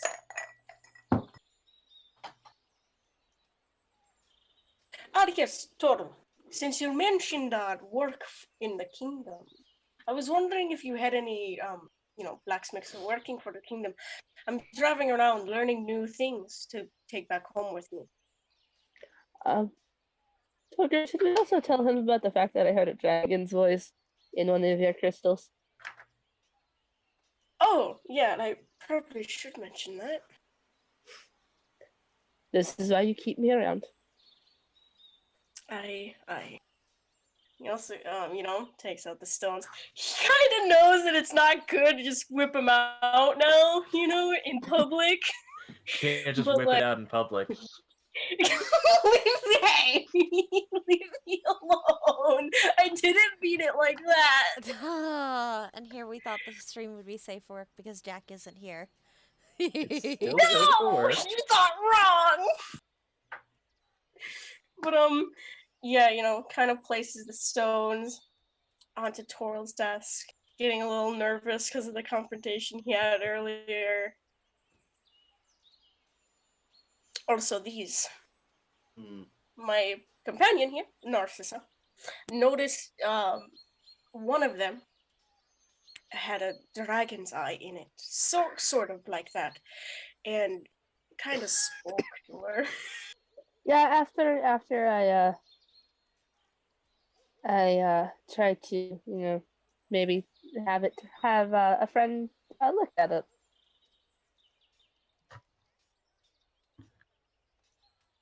Kind of looks at the stone.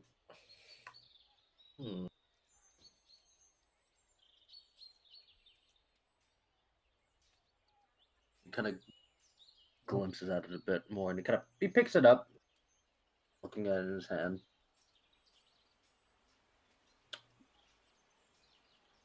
Kind of reaches his hand over towards you, that's still held between his two fingers and thumb.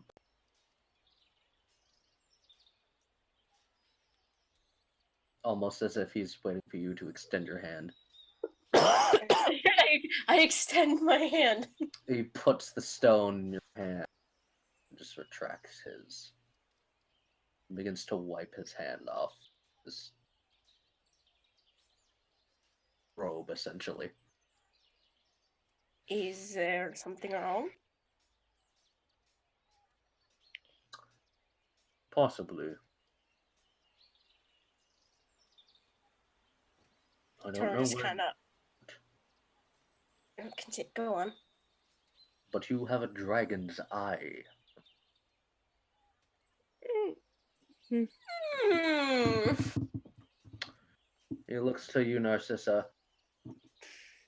You must have done something, or at least your friend must have done something to give it a little wake up. Well, it came after you learned that certain type of foraging, and then, well, we slept in the same room that night, and then I was awoken to the crystal splitting, and it was burning hot when I grabbed the fresh crystal, and Jill showed like the little like scar mark she has on her hand. I Looks specifically like learned. fire.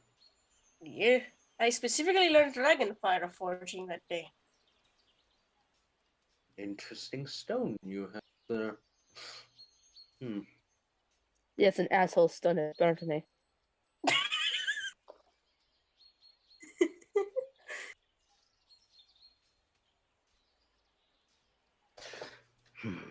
Well, that is everything. I have seen infinity! Are you alright, Annabelle? I think so. And kind of like gently, like kind of tap her on like the back, like you good, bud. I have no idea what just happened. You blanked out for a good like 5 minutes. I had to wipe drool from your mouth. Huh. You still have a little bit on other side there. Let me get that. That kind I can Well, take wait. care of my own smuts. of... We're supposed to be friends. Sure. I'm gonna need to look into this further because I just got shown like 5,000 different things at once. Oh, that's a Eh. lot. Yeah.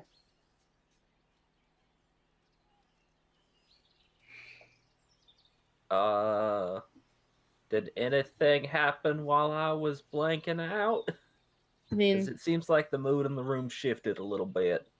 we were just talking about Torgrim's stones and the fact that one of his stones is a dragon's eye. Oh yeah, the ones that are apparently a bomb. Yeah, the ones that burned me. Ah, Y'all are roboting. Oof. Everyone roboted. I did not hear any of that. friendly exchange about the bomb / dragon's eye / rock. Memory What? stone. What? Oh, yeah. Discord, please stop freaking out. Okay, there we go. All right then.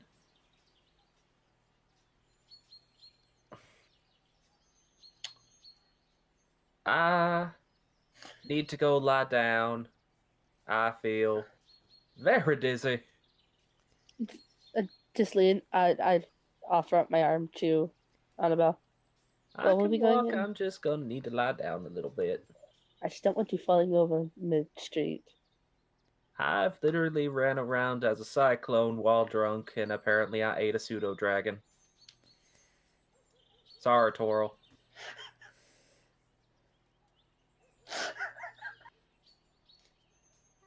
I think it's different kind, but okay. I don't know if They're that's offensive, period, so. They're considered vermin. So they're akin to rats, essentially, to you. Ah, well, cool. I've eaten rats plenty of times. That's normal then. Also strange. Anywho, Rats are delicious. Torl is currently getting the look of what have I done on it. Like, just, oh, these. At least with Mickey, because she'd be Adventurers. owl, that makes sense that she would find rats tasty. Well, no, it's essentially just, you don't even need to roll an insight check to figure this out. It's like, first Filbert, now this. This day is getting worse and worse. Anyway. If we're all done, Yes. Well, that's all I have now. mm-hmm. Really? Goodbye. Yes. Just gonna wave. All right then. I'll turn and I'll usher everyone out. Is it just me, or is anyone else expecting the moment we leave that none of those sentinels are gonna be there anymore? I have a feeling. They might We've been here for like 15 minutes. 20 minutes, maybe. Yeah. All right. You all proceed to walk out of the office that Torl uses. Mm-hmm. Yeah. Sacks of gold in tow. Yeah. As you open the door and proceed out, you begin to make your way down that kind of back path. And Bell did state correctly. None of those sentinels standing. However, Torgrim, you, and only you, see a certain cloaked figure standing above, on the first balcony above the door, watching you as you walk. And only I'm you gonna- see that. Is he look? Are you looking up, Torgrim? Oh yeah, I'm looking at him. I'm giving him kind of like a little bit of a glare. He just Ooh, kind of I don't, smiles at you. I I'm gonna don't like follow- him. I'm gonna follow his gaze, like looking up, like what the fuck is going on? It's just nothing's up there. The room is still empty. There is no one in this room still. Any of the floors above you, there's no one. Torgrim, sweetie, what are you looking at? Torgrim looks towards Narcissa and relaxes his, glare that he finally realizes he has, and it's a little nervous. And it's like, I cannot speak of it. I'm very confused. Are And you Torgrim, sure? as you're saying this, in the back of your head, you hear, "Very good. A quick little learner."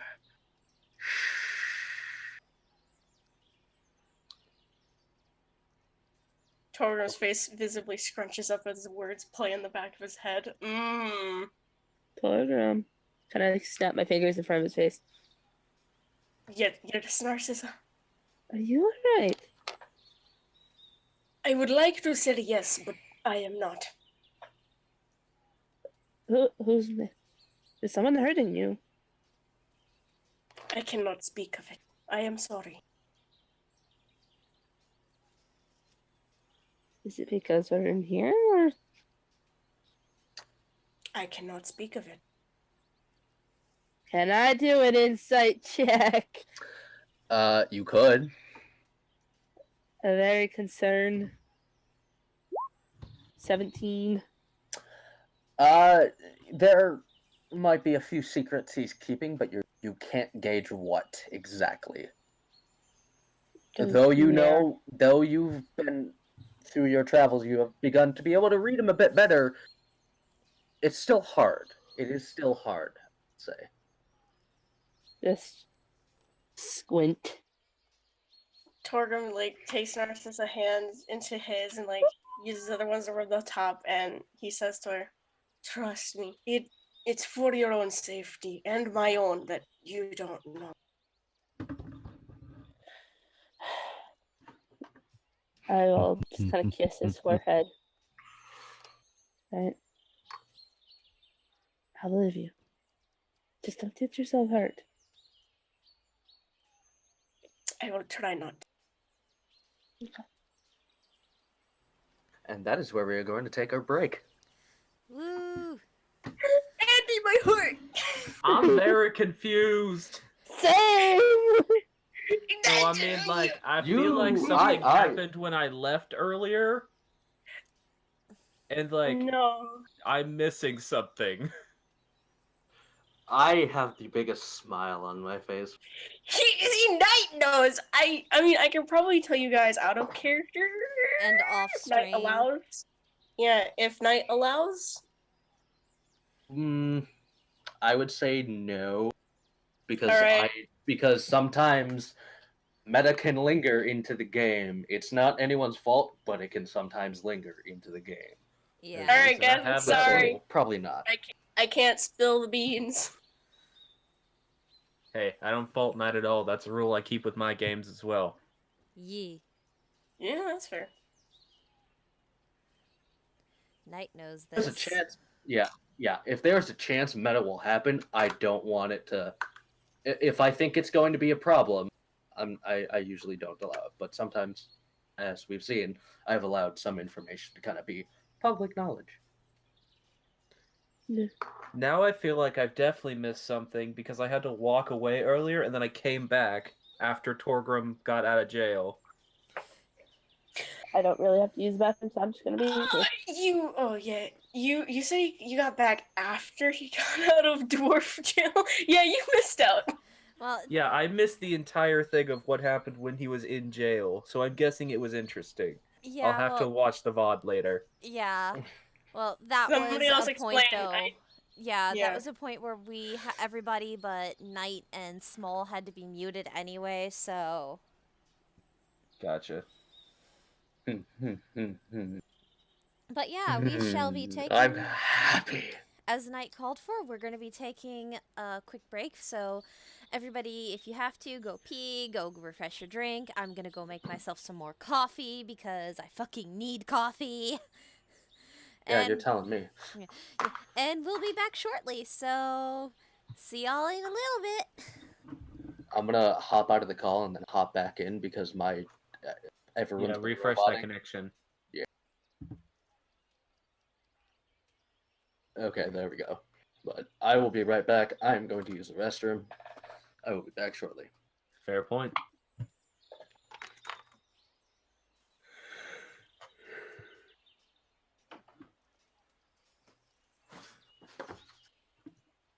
Hello, fair followers of the stream. Not anything particular to shout out at the moment, but just curious how everyone is doing today. Should probably get the actual stream chat pulled up so I can see if anyone's responding.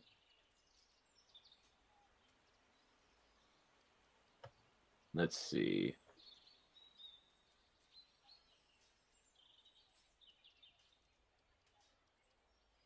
All right then.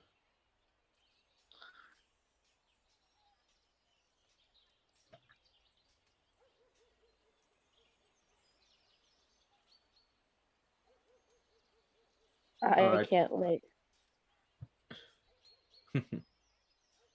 All right, we appear to not have anyone watching us right now, so no point to fill the dead air, but might as well anyways for the sake of the VOD later. True. Well, I see one person watching us, but there's a good chance that that is me, because I'm pretty sure Twitch streaming does show you if you're the one watching. And unless I am corrected by a person replying in the comments, then that is what I will believe. So how are you liking things so far with this rather eventful turn? It's interesting. Very interesting. Well, I mean, kind of worried about Torgrim. That's fair. Mm-hmm. And I mean, I don't know what we're gonna get about Narcissa's patron. Yeah, usually anything when it comes to a Warlock's patron is going to be pretty curious. Yeah, we're gonna be soon finding that information out. Yep. Or at least what Toril knows. And then there's just Annabelle over here like, I make potions. I make potions. I make potions and do not fear magical items. Hmm. Don't mind me while I mess with whatever the heck this thing is and let it poop a little rock into my hand. I picked up literal poop at the start of the session, so Yeah, true. that is the second time, though, that I have encountered literal poop as an item. Mm-hmm.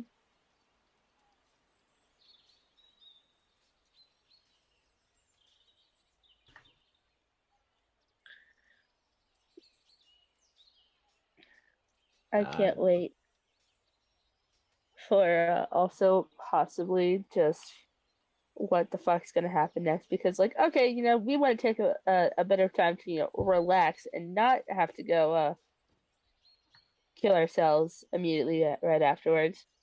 Yeah, but given the situation we've been presented, I'm pretty sure things are not going to stay so peaceful in the burning forest. Probably. I at least want to have like one moment where I can get to like a spa or something. I need to go to the magic store in the burning forest to pick up my glove that I left there over a week ago.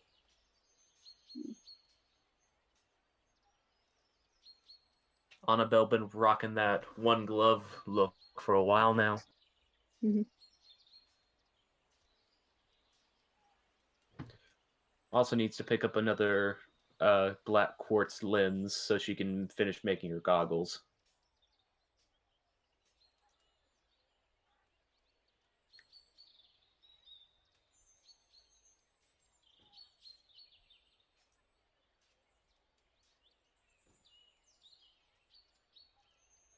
And I don't know, maybe I'll look around, see if I can't find myself a bag of holding, because I have a lot of items.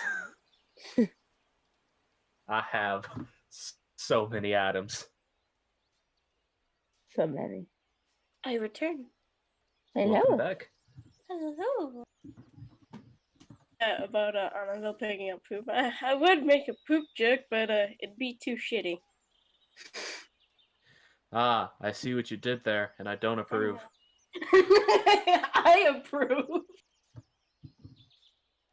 I didn't ask for your approval, Small. Small. Yes. I swear I'm gonna I think me and you are gonna have another touching moment with fucking Torgrim and Narcissa. I hope so. I also want you to know that you should be concerned about Torgrim. Yes, very concerned about the boy. Be concerned.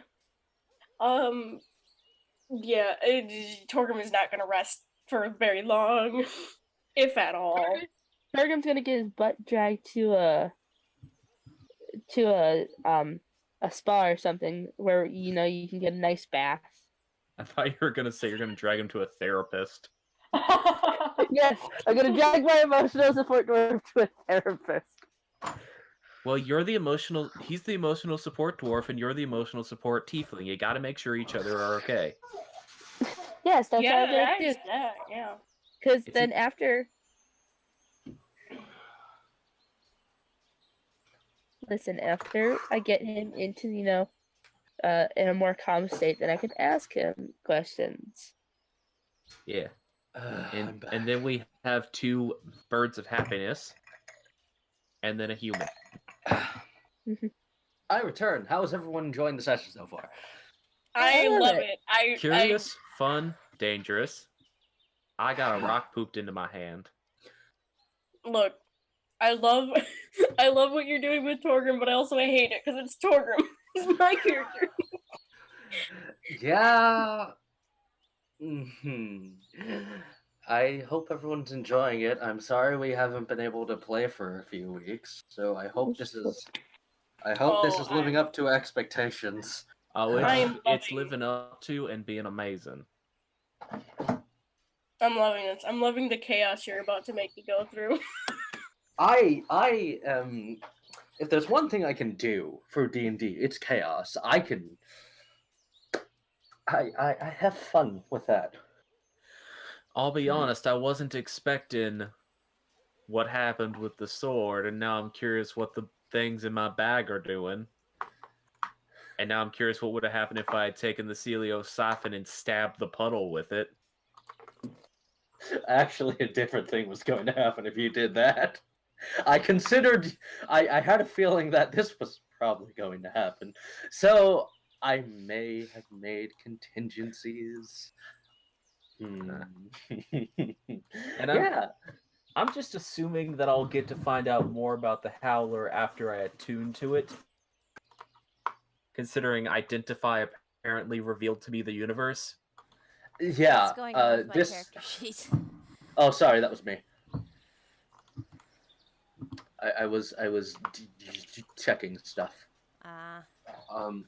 Just so you're aware, I will let you know that the reason why Identify didn't quote unquote work was because this isn't, shall we say, technically a spell item that has it's not, you wouldn't know exactly what it is because this has never been quote unquote discovered before. Yeah. So you're not you'll find out. You'll find out. Alright then. I'm guessing basically all I learned is that it requires me to attune to it to You need know how to use it. Yeah, you need to have it in your possession for a certain amount of time before anything reveals itself, essentially. Well, I'll keep this small little poop rock in my pocket. Just so everyone knows, Mr. Boop has just gotten home from work, so he'll be doing his best to be quiet in the background, but if you hear him, that's all that there is. It's just Mr. Boop have returned from home from work. Tell the Mr. Boop that I say hello. Tell him I say hello. Can do.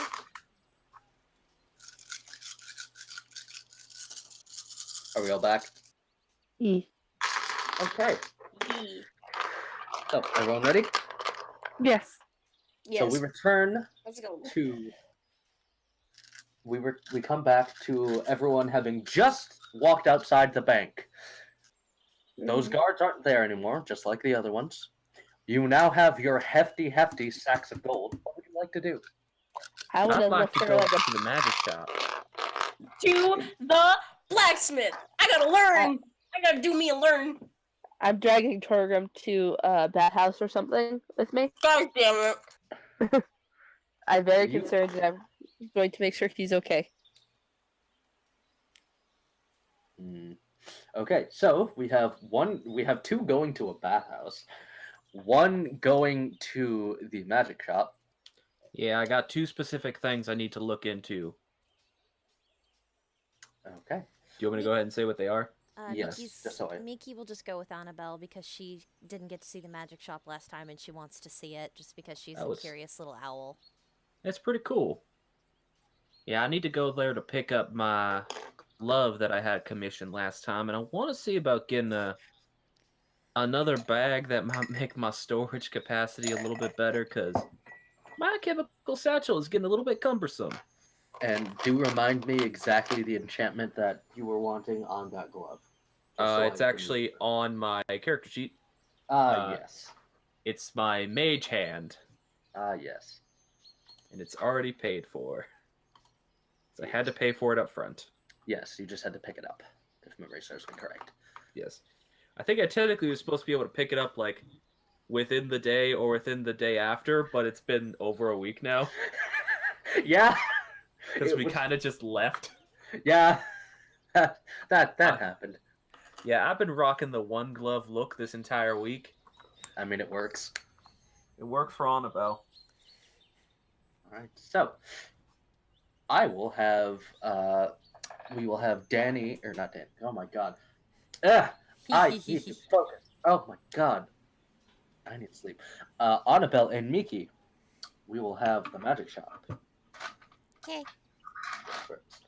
So, Annabelle, you begin to lead Miki to the magic shop that you had been directed to prior, and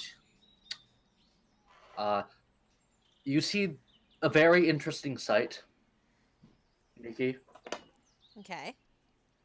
You see a turtle that does not have legs, who currently has a mattress slid under his body, and he is currently levitating. He has a cane in his left hand. He has a potted daisy on top of his head.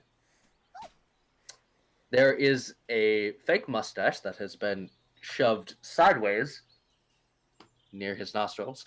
There is a kiss the cook apron that has been tied around him. And there is also, oh God, where is it? Ah, yes, that's right. There's also this very strange looking, roll an intelligence check for me, please, Miki. Intelligence? Intelligence, please. Okay. That's a 7. You've seen these type of things before. You're not exactly sure what it's called, but it's one of those things that someone who's like a stonemason would place to make sure like an area is leveled out. And it's just kind of sitting on his arm. And you see a construct with essentially a unicycle lower half and then a tray in its chest and then its two arms kind of just like rolling around cleaning things in the store. Is this the same construct that scared Yes, Miki this is before? the same construct. This is the same one. She just kind of is staring at it, just like, The Hi. turtle is just kind of.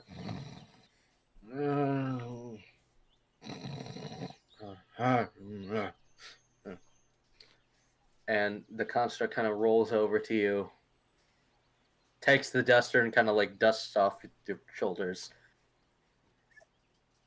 Kind of looks at you. Has he not moved since the last time I was here? No, I've just been adding things on there just because. All right then. I'm trying to beat a record of 19. I think I'm getting close. 1, 2, 3, 4. Yeah, you're starting to get there. Yeah. I imagine you're here for your glove. Well, that and also to just peruse the shop to see if anything new's been added since I was last here. And also to bring a friend who hadn't been here yet. Miki just kind of awkwardly waves, like, hi. Kind of takes the duster and kind of dusts off the top of your head. Is it a feather duster? It is a feather duster. Hang on just a moment, kinda- guys. Okay. Feather duster, dusting feathers. Mm-hmm. Glorious irony.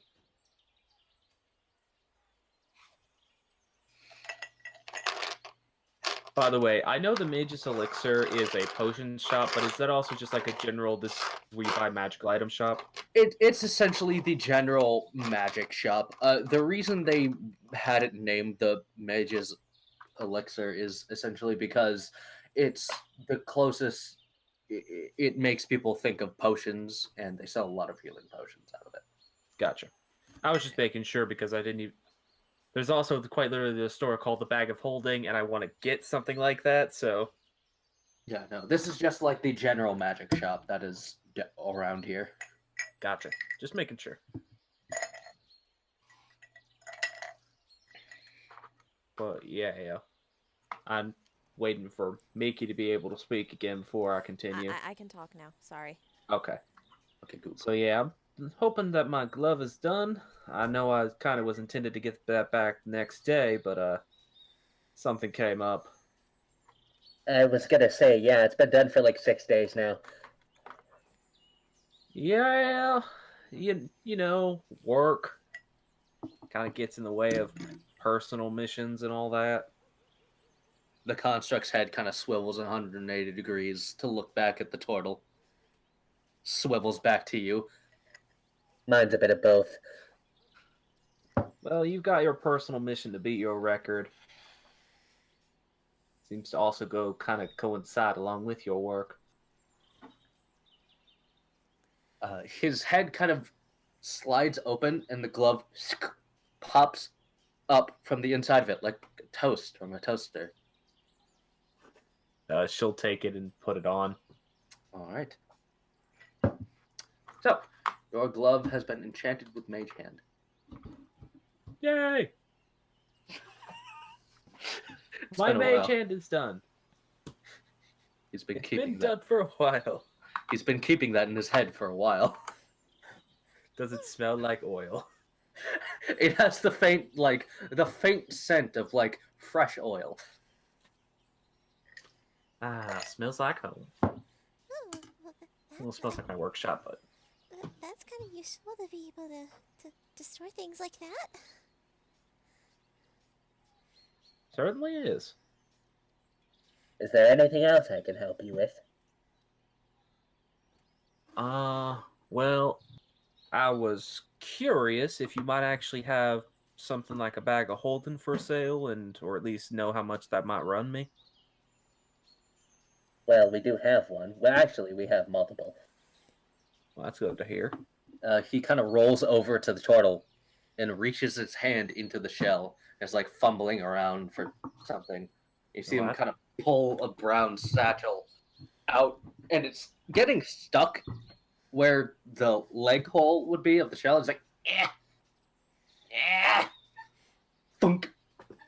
And it kind of rolls back like about 1.5 feet. It's just like holding it. All right. Bag of holding you were looking for, correct? Yeah. It kind of rolls over to the countertop and kind of sets it onto the counter.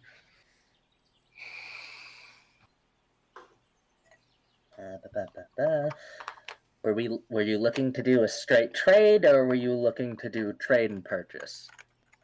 Well, I got a couple of things might help fair for trade. Couple of magical reagents. Interesting. Let's see here. What would I be willing to part with?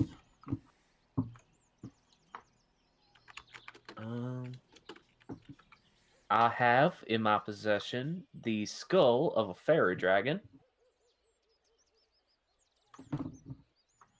And just sort of shows that. By the way, just as like being an alchemist, would she have like a general idea of which of these items would actually be valuable? Other than the obvious unicorn horn, the portion of the unicorn horn, Yeah. what other ones would you be willing to part with currently? Because that will depend on what's probably going to be the best trade and offer for you. I don't want to part with the unicorn horn for a specific reason. I do have the statue of an onyx scarecrow, which seems like it should be pretty valuable, given it's a transform item. And I've also got the fairy dragons, or not fairy dragon, that's different. Oh yeah, it is fairy dragon skull. Pseudo dragon is what I thought it was, but it says fairy dragon on my character sheet. It's a fairy dragon. Okay. And then the red slot egg. Okay, so Because I feel kind of worried having that in my possession. so the scarecrow would sell if a shop owner is going to be selling it, it would sell for 150. You would probably have estimated you're gonna get around 75 for it, 75, 80. For like selling it to a shop, but you'll probably get about 90 to 100 for trade in value. And the slot egg is probably going to fetch about 250 to 300 for trade in value. Alrighty then, so it depends on how much you've got that there bag settled for in your head. The bag is 450. 450. correct. All right, so I've got the Fair Dragon Skull for about 100, Red Slot Egg for about, well, let's call that 250. Oh, that, and you said the statue was worth that, and then did you say anything about the Fairy Dragon Skull? Nothing about the fairy dragon skull. From what you're kind of gauging, because they are sometimes considered pets, it might not sell at an establishment. At least not at this establishment. Yeah. So that would leave me at about 100 coin deficit that I still need to pay. Yeah. Oh, I'll shell that out. Alrighty. I would like to try to make a persuasion check to see if he might lower it to be 75 extra gold. You can roll one. All right. 23 plus, so it's 24 altogether. Give me 1 second. Because oddly enough, this little fellow actually is in my binder. I don't find myself too surprised. He has stats, and it's fun. But yeah, I did add my ever hospitable intuition die to my roll.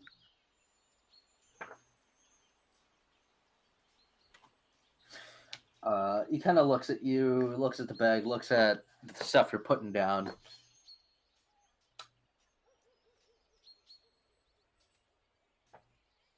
He kind of looks again.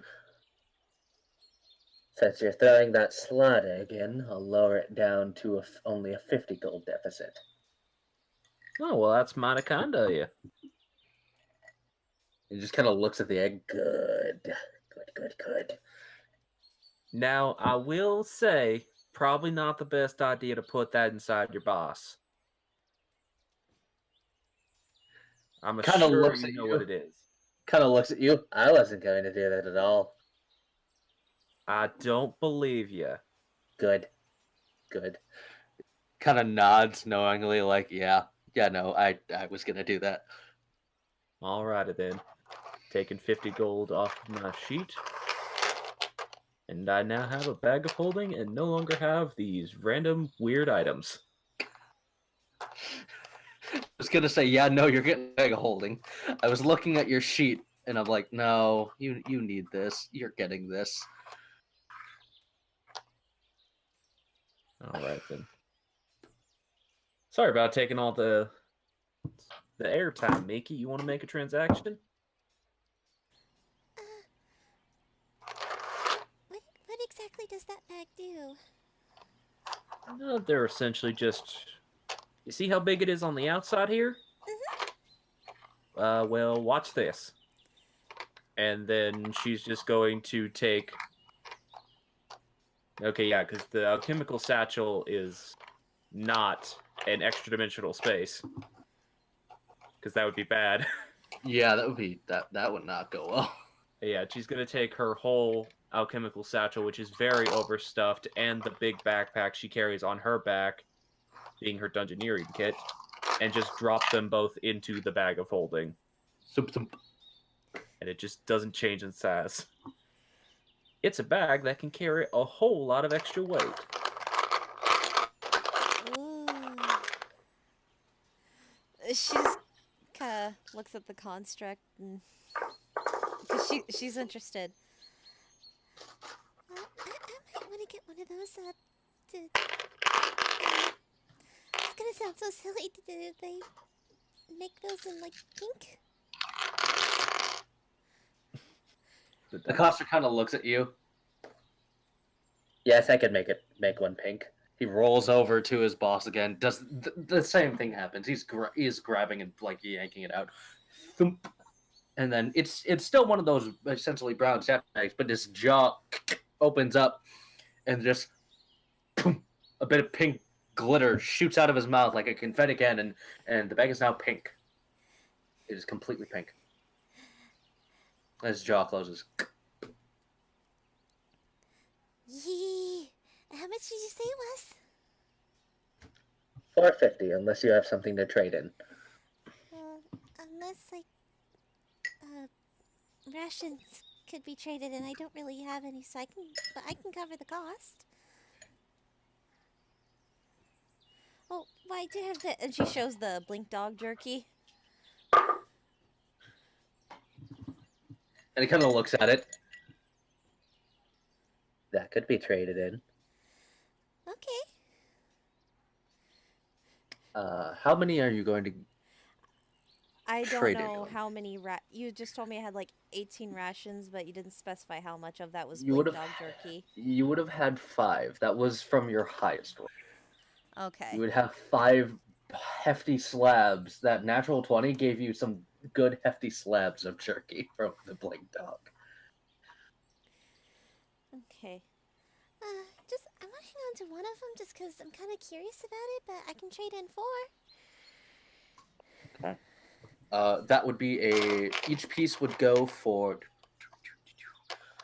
each piece would go for 50 gold for trade in value, so you have 250 left.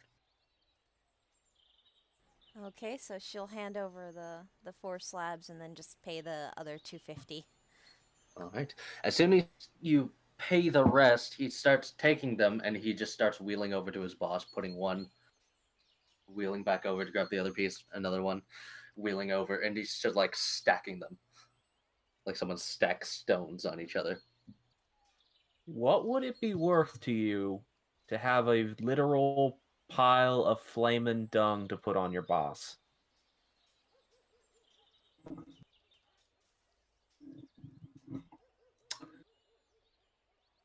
Because I may have Phoenix dung. Roll a persuasion check. Let's see how much this is worth to him. Okay. I mean, he seems to be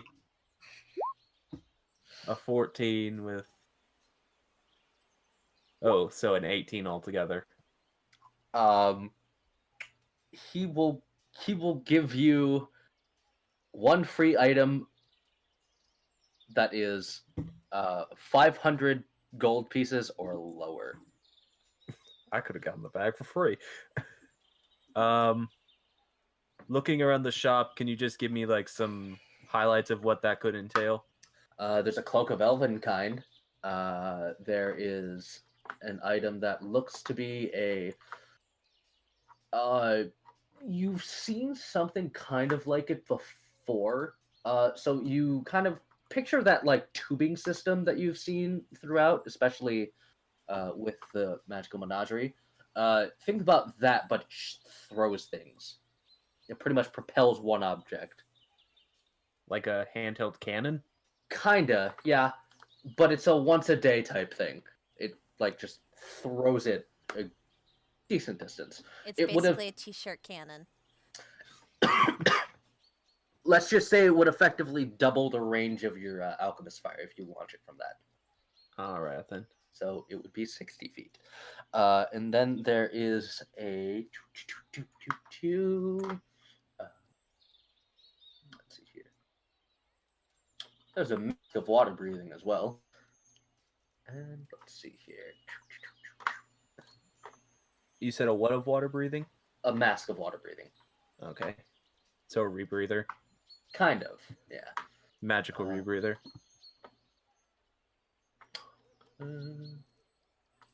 There's a group of 3 sending stones.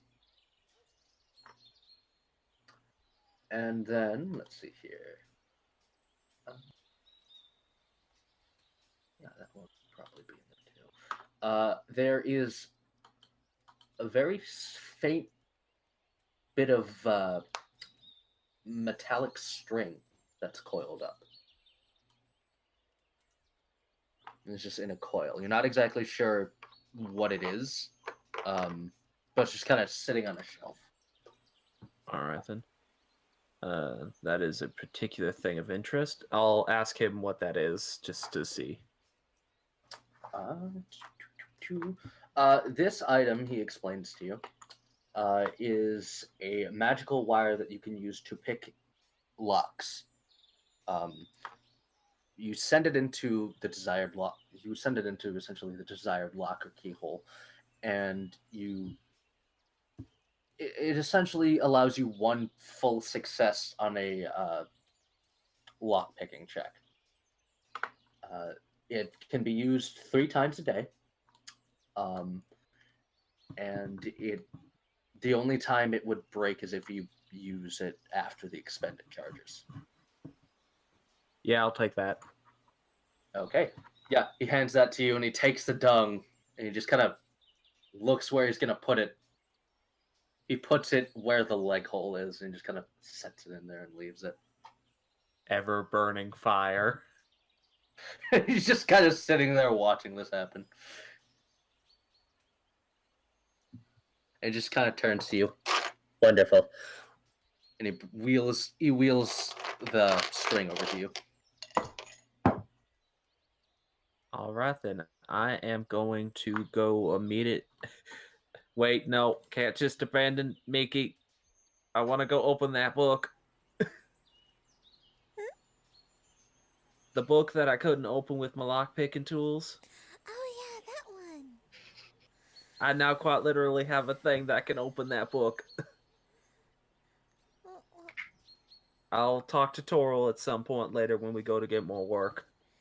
I need to go talk to him again eventually so he can tell me the stories so I can write them down.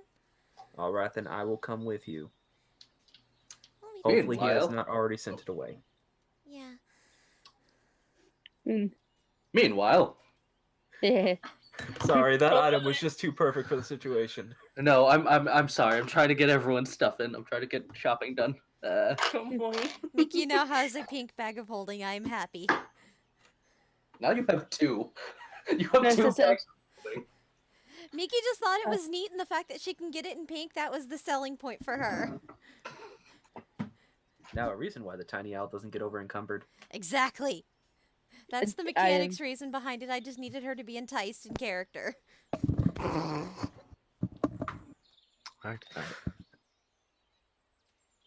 So you two find a bathhouse fairly easy. Yes.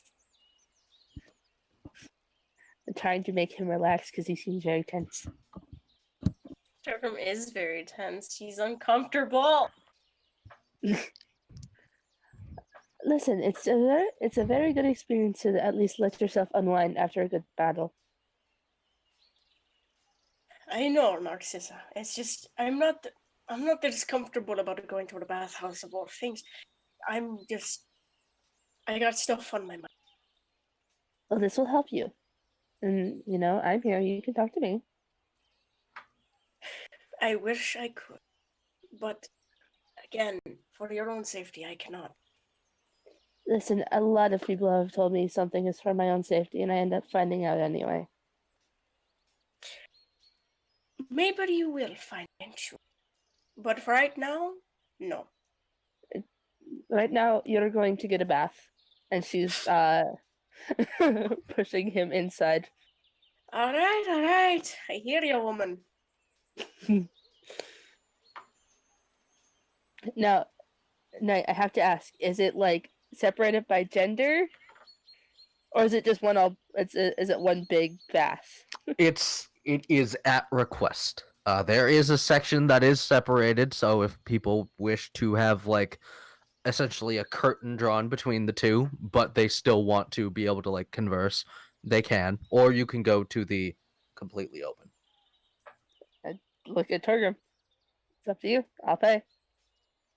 I like my privacy. It's a one with the curtain at least. All right. So that would cost you I'm paying for a nice treatment. nice treatment. Okay, Yes, so are we because talking? Narcissa has had a shitty kind of week. Okay, so nice treatment with like all the big old bells and whistles and everything, like Mhm. nice hot towels. Your clothes are going to get cleaned. Yes. Food can be brought to you, so on and so forth. That's going to cost you 5 gold. 5 gold 5 I'll gold. pay Okay. for So each of us then, so it's for 10. for each of you. All right, I'll pay that very willingly. Okay. And I would like to have a bit of a conversation with Torgrim, so we don't just immediately skip over us. Okay. Just when we get back there and all. Okay. Well, I would say for sake of brevity, you are back there now. Um, s- so just kind of sitting near the curtain, kind of. So I mean, what happened when they took you in for your stones? Well, they took me into this, I'd like to call it, it's kind of like an interrogation room. No windows, table, chair, that's about it. And I won't speak of too many details, but guy walked in. I recognized him. We spoke. I got to leave. You knew him. I recognized him. Well, that at least says that you've maybe had an encounter with him before. I have. So I mean, is he a friend? Is he a foe? Do I need to kick his ass? We are acquaintances. In the back of your head, oh, she can try to kick my ass. It's not going to go well for her, but she can try all she wants. Torgrim has a little bit of a chuckle at the words in his head. Kind of look at him through the side and like a little bit of a crack in the curtain with just one eye. Like, what are you laughing at? Or see, nothing. Of course, nothing. Of course, you're hiding secrets from us. Something that might be dangerous, but I nothing. hide them for good reason. Listen, You know, if I could tell you, I would. But let me say this: I am being monitored. That's putting it lightly. that's not creepy at all. Does this person have like a thing for you? No, I hope not. I mean, you never know. Some people might get real crazy and real creepy. Listen, bud, you're only a friend. Don't think of it as anything other than a professional business relationship. Are they talking to you like always, or They can talk to me whenever they want. It's I don't appreciate it, but it's just kind of how it is. Careful with what you say. I might have to pay her a visit as well. she's gonna like kind of peek her head to look at him?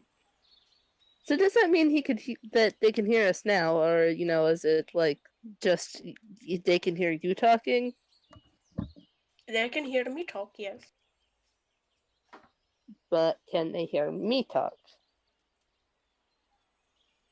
For your own safety, I'd rather not say. Listen, Torgrim, I've literally sold my soul to an entity I have no idea about. I'd rather not. Narcissa, I'd rather not get you killed. Especially in something that's my own personal problem. Well, personal problems eventually become party problems. Heavily sighs. I just. I know what I need to. I know what I need to do. Well, can I help? If you can find me something to learn regarding blacksmithing, yeah. Well, what? How many stones do you have now relating to it? 3. 3. I mean, there has to be other types of blacksmithing you can learn. Of course. I mean, I think if we were to visit... Just gotta find people to teach me. She kind of uses her tail to scratch her head a bit. If we were to visit the Plateau of Cinders, I could take you to visit my father. He's a very talented blacksmith in our town. I would love to. I would also like to stop by my home. Oh yeah, I remember. I passed through I passed through the land you're from when coming here. The Great Plains? Yes. Where specifically? There. And can I roll an intelligence check or wisdom to remember where I traveled through specifically? You'd probably want to roll an intelligence check just to kind of recall that information. Also to kind of make sure that you're getting your geography correct. You passed through a town that was kind of more towards the western border. It was a very small section of the Great Plains, but it was the fastest route here. Well, I traveled towards the western border. In a small town, not many people. They don't pay me much attention if I don't cause too much trouble. Pissed off a dwarf, though. I kind of maybe stole quote unquote some gold from him when in reality he's just stupid. No offense. None taken. You probably wouldn't have passed by my hometown. My hometown is more of near the middle. Well, maybe you could show me. I'd love. Yeah, you talk about your family, and I'd love to meet them. I would love for you to meet. They're very kind. Well, if they raised a son like you, then they've got to be really good people. Yeah. She's gonna They're pinch his cheek. Kind of scrunches, kind of leans his head back. Like, I'm not a child. I'm not cute either. You're very adorable, but I think I'm starting to prune up, and I think I can wash off the treatment from my horns. So I'll meet you out there, and how much I ever will bug you about this. It's just because I care about you, and I want you to be happy. And I may get myself into some trouble over trying to help you, but I can handle myself. And I know I don't look it, but I've done a lot in my time, and I know I can handle myself. Just have faith in that, okay? Torgrim smiles and nods. I have faith. No worries. Alright.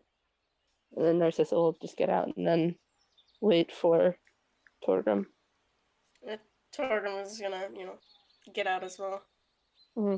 And as we're heading back to, I imagine, the inn that we stayed at before, she's gonna lean down and give him a kiss on the cheek. Kind of blushes a little. Just, oh.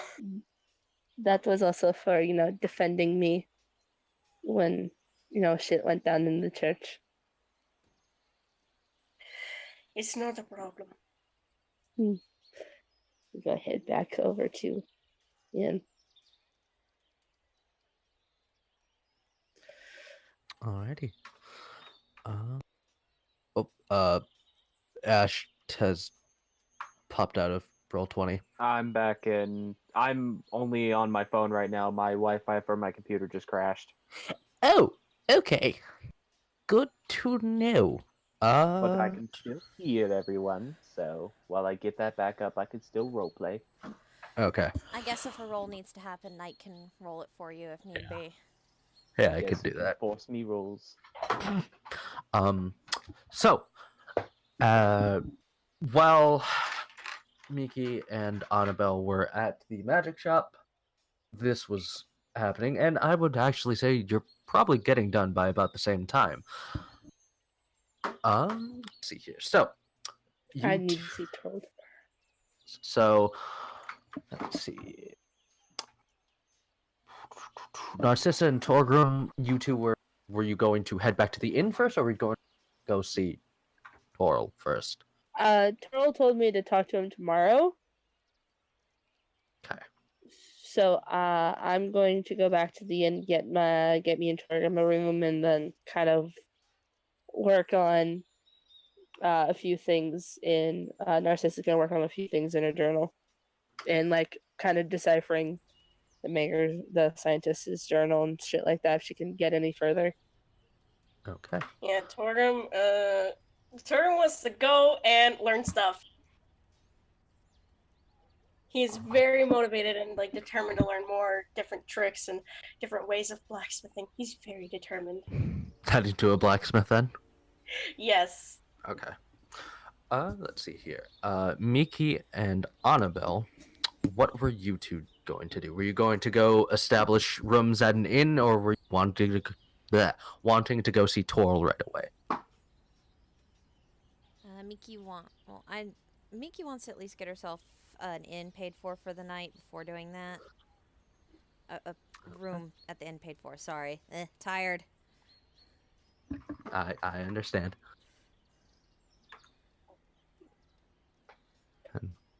Oh, there's Annabelle. I imagine Ash is hopping back on to desktop as we speak. So, yep. Might help if I wasn't muted. Yeah. I kept asking if you could hear me, not realizing that my Discord had muted itself. No, it's all good. So, Annabelle, were you going to head right back to Toril, or were you going to establish your room at an inn? I was intending to, which I completely forgot saying I need to get from the magic shop. Anyways, I need to get another dark black quartz lens for my goggles I'm making. Ah. Which, however much that would be to get that, I'll just pick that up on the way. But I was going to get an inn, but the new item I've acquired makes me want to head immediately back to Toril to see if he's already sent the book off. So, were you wanting to head back to Toril then, or? Just for the sake of brevity, if I go back there, has he already sent the book off? He would have sent the book, like, probably a few minutes after you guys have left. Okay, so by the time you would have gotten to the magic shop, it would be gone. All right, and then I will not go back to Toril then if I have that bit of insight. You would have seen quite a few people, guards specifically, protecting someone with a satchel of stuff, leaving Gotcha. that area. Then I will just go back to the inn, get myself a room for the night, and then start looking at this item that I've now acquired, the Howler. Okay. Alrighty, so... Which I assume that's going to be an in-depth thing, so if we want to do everyone else's stuff before that gets covered, I'm fine with that. That will be an in-depth thing. If basically, if I we're already gonna took end up a lot of time with the shop. just like if everybody but Torgrim's meeting back up at the end, like as soon as Miki sees Narcissa, she's going to be showing off her new bag of holding. Ooh. Didn't know they come and think. Well, it didn't, but the robot man, he made it pink.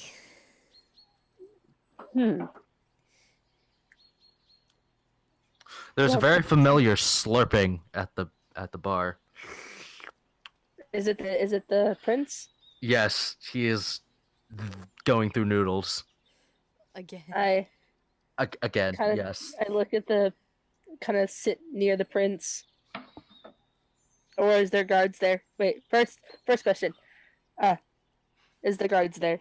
Yes. It's They're just kind of the same amount. He's joined by a few other people that are kind of sitting on either side of him. Narcissa will say kind of loudly. I didn't think that a prince would frequent a certain inn for just their noodles.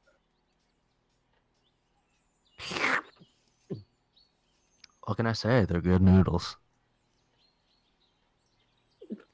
But don't you really aren't you supposed to be in the palace? I mean, technically yes, technically no. They're not gonna tell my dad I'm not in my room getting their stuff. So it's fine. It's all good. It's fine. It's fine. He's grabbing a fourth bowl of noodles. I don't think Annabelle's ever met this fellow before. No. Narcissus saw him briefly when Miki's Oleg talked had to his him. moment. Miki actually has talked to this gentleman before. Yeah, because Annabelle wasn't. I don't think Annabelle was present for the Oleg moment. No, she was not. You were at the magic shop. You know, Yeah. at least Oleg isn't with us this time. We don't want a repeat incident. So Anna's just sort of looking at the party, looking at this guy with guards around him as he eats noodles. Just sort of very confused as to why they're staring at him. Oh, Prince. This is the Prince. Narcissus says as she kind of like motions towards the Prince.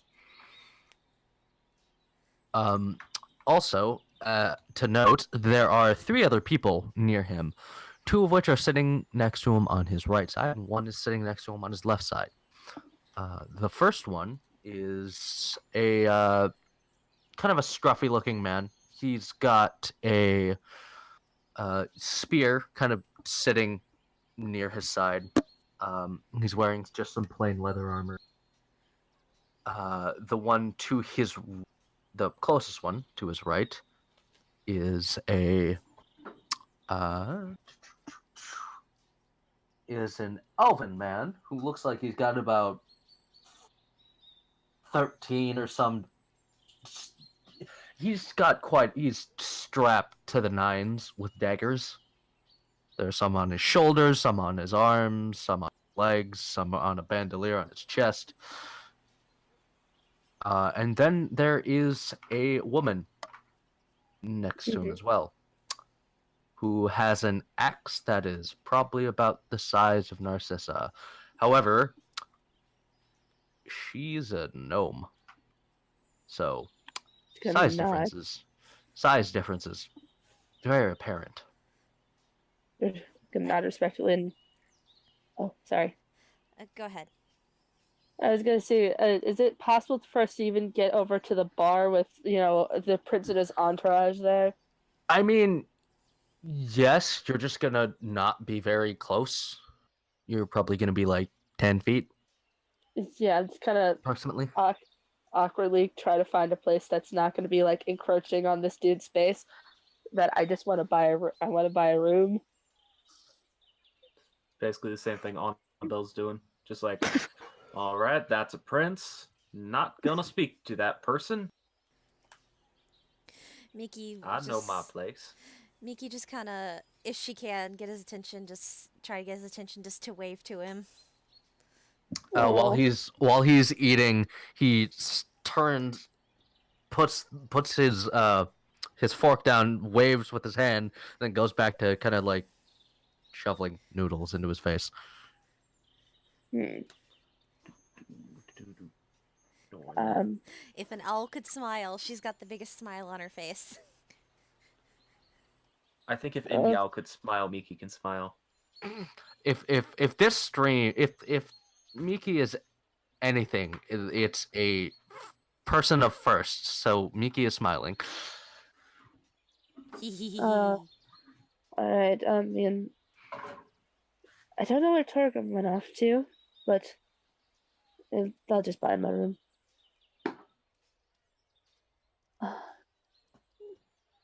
I'm surprised Tortum got away from Narcissa. She was distracted by Prince.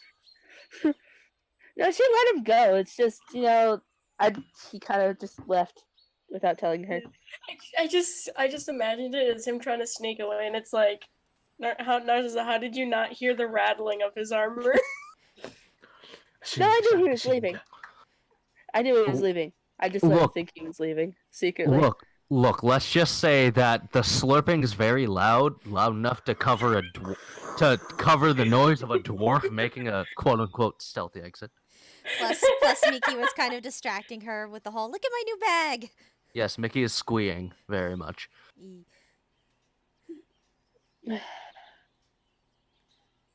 Then Narcissus is like, excuse me, sorry. Well, I mean, after she kind of purchases the room, she kind of like looks at the girls and goes, I mean, do we have anything else to do before, shit goes down and inevitably we all get called to do something when something I happens with the kingdom? I need to spend some alone time writing a letter, sending a letter, and looking at this rock. I need to maybe see if my friends in the Plateau Cinders are still alive.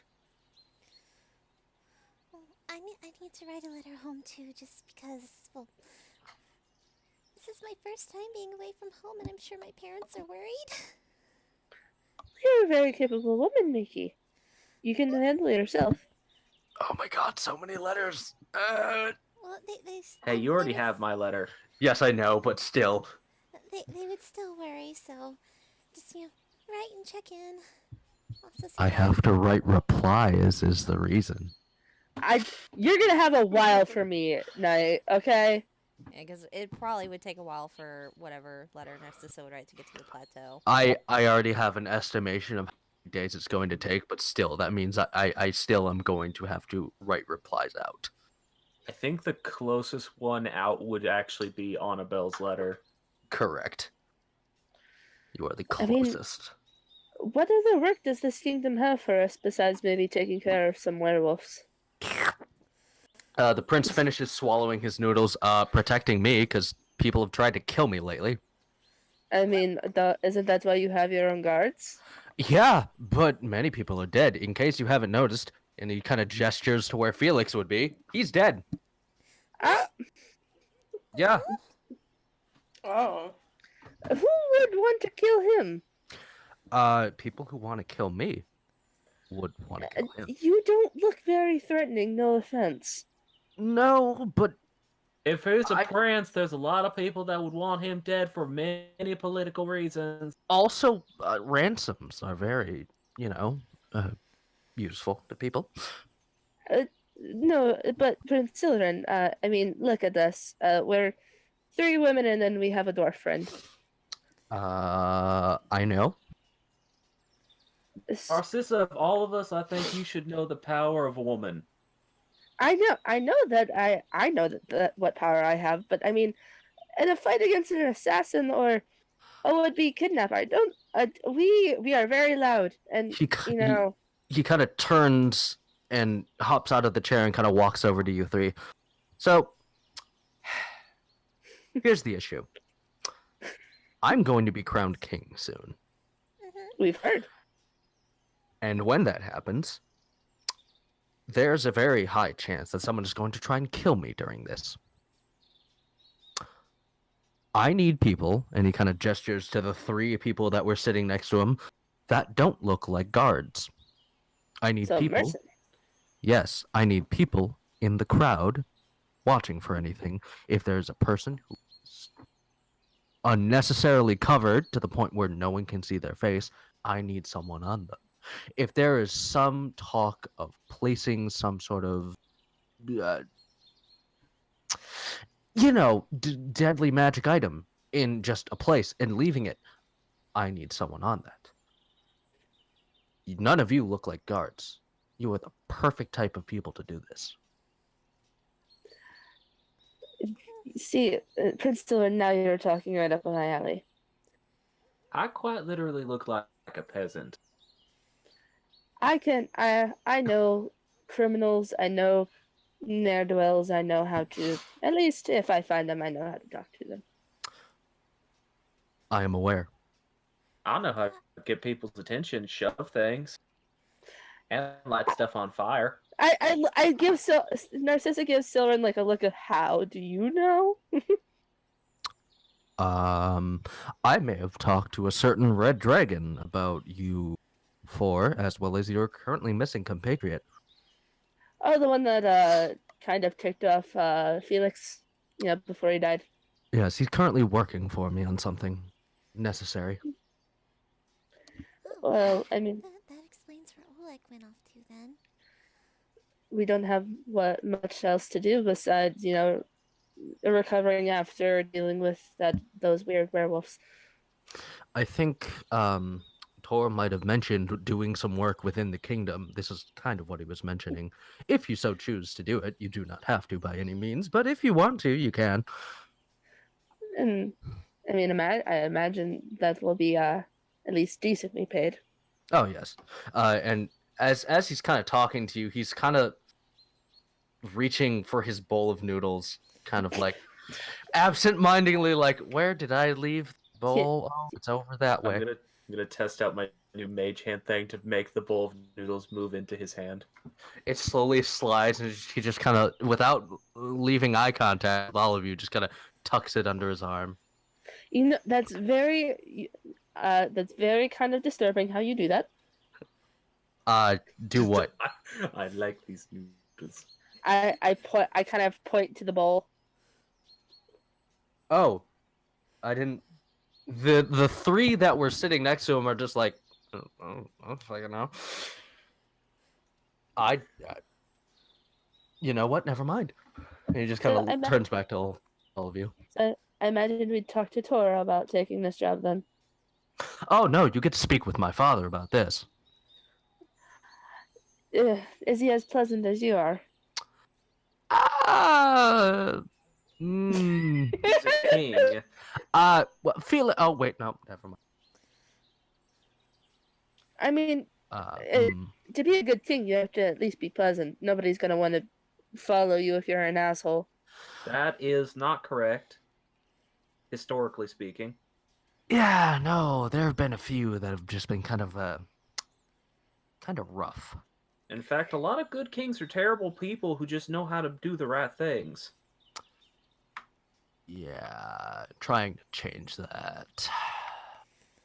That's The horrible person part, not the other portions. The other ones are fine.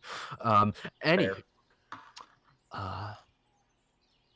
you all can go speak with him tomorrow. I can tell him that I found a few more people, and then you can go speak with him if that's what you're wanting to do.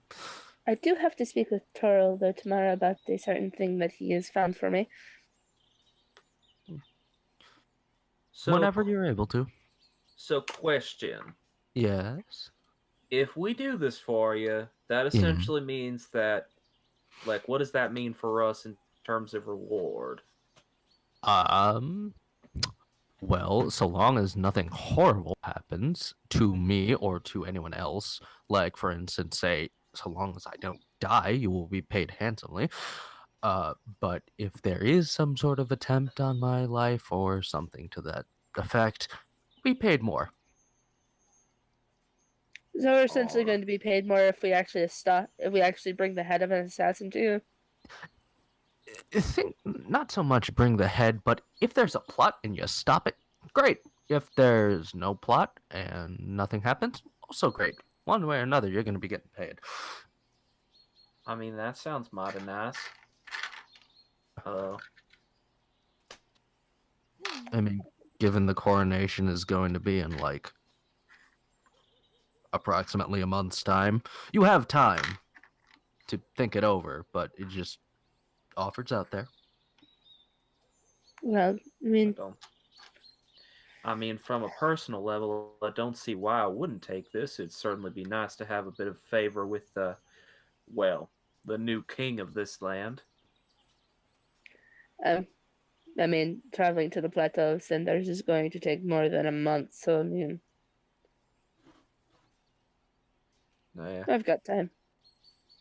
I just need to find a reliable way to send letters out there, because it's a long way, and then if you don't pay enough, they're just gonna steal your shit. If the magical menagerie's got to branch out anywhere near there, I can always send a tube message through. Would Narcissa know if there's any kind of branch of anything magical out there? You would not, actually. Would Annabelle? Given it being so far toward the southern reaches, it's possible. There's a very high chance there would be, considering what the Plateau of Cinders is. It's just you don't know if one has been fully established with the tubing system or not. So it'd be a case of where I could go to a magical menagerie like one of the guild centers in this part of the world and ask if there's a place to send to. Yeah, you would have to get confirmation before trying to send anything, but you can And always ask. I also don't think that they're going to be able to send letters to the people that Narcissa needs to send letters to. Yeah, they might not be able to, but you can always check. The thing is No. more just to get the message there fast, and then messengers there can get it to your people. My people are very paranoid. Well, I'm trying to help. I know you are. It's just, I know people. The prince has gone kinda- back to eating his noodles. Is he just watching us talk? Yeah, or- kind of standing there eating his noodles now. I just imagine, since you said he's got the bowl under his arm, that he's just not even using a spoon or a fork or anything. He's just reaching his hand down into the bowl and eating He's, it like he's a clockwork. prince. He's got to be more civilized than that. This is his day off, it seems. Fair. Oh, I love my stupid child. I really do. I love him Well- too. He's amazing. I mean, is that what he's doing? No, he's using a fork, but he's Okay. just kind of like lazily eating the noodles. We kind of like give a double take look at him. It's like, I mean, if your business with us is finished, I don't think you need to stare at us like that. It's very weird. He just kind of like does a step backward, another step backward, turns, and then goes back to his seat. Well, I'm gonna go by my room and sit down for a while and write, and then look at a rock. If any of you need me, I'll be in my room. If any of you see Torgrim, just tell him to find my room, our room. Okay. Don't forget to buy a double bed, lovebirds. 2 singles. You can push them together. Why does everyone think? Over to Torgrim. Because dwarves like to I like it. snuggle. Narcissa likes to snuggle Torgrim. Over to Torgrim. I was about to say, what am I? Hello. I'm here to learn. As you are making your way throughout the town, roll a perception check to try and just kind of generally seek out a blacksmith. Alright. 11. Okay. Rip. Let's see. It takes you a little bit, but you manage to find one. It just looks like a decent sized shop, probably the same size, almost like the same size as the ones in the Imms have in Steel Harbor. Let's see here. The chimney stack from the forge is still going, so you can tell easily enough that it is still open for business.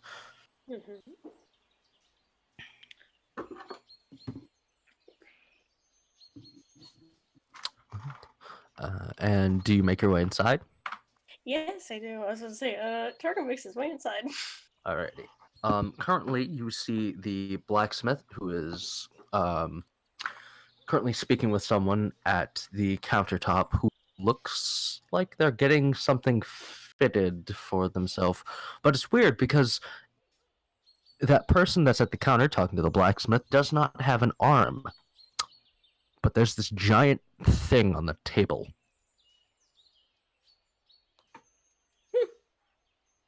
Torgrim's interested, but I feel like he's interested in the arm and like how it's made, what it's made out of. But other than that, like whoever this guy who doesn't have an arm, that's his business. He doesn't mind. Some people just don't have arms. And Torgrim will like just patiently wait for them to like, finish their conversation. Okay. Let's see here.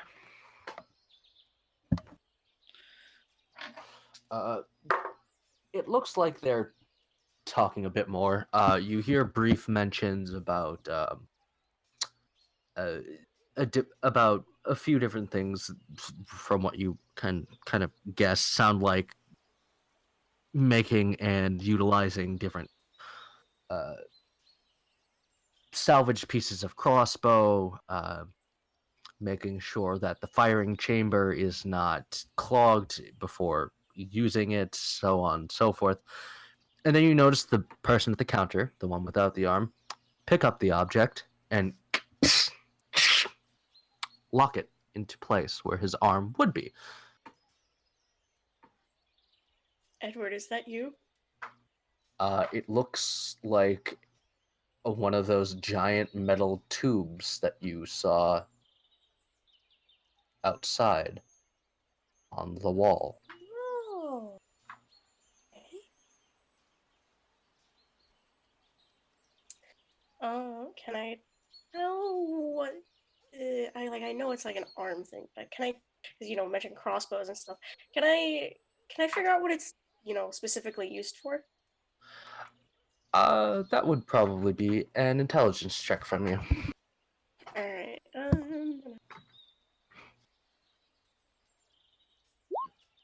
10. Some form of weaponized prosthetic. You're not exactly sure. All you know is it looks pretty large, and the person that it is affixed to is roughly about 7 feet tall.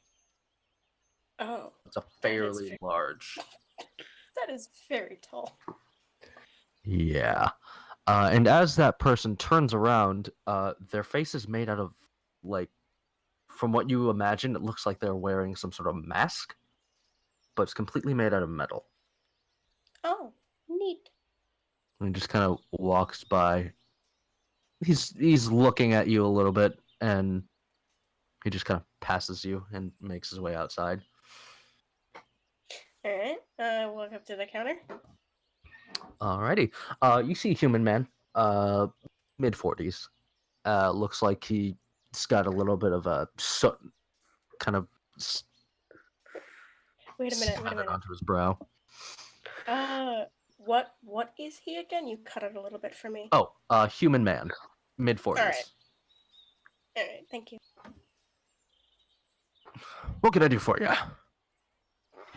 I was wondering if you could teach me anything about blacksmithing that you may know. I'm here to learn.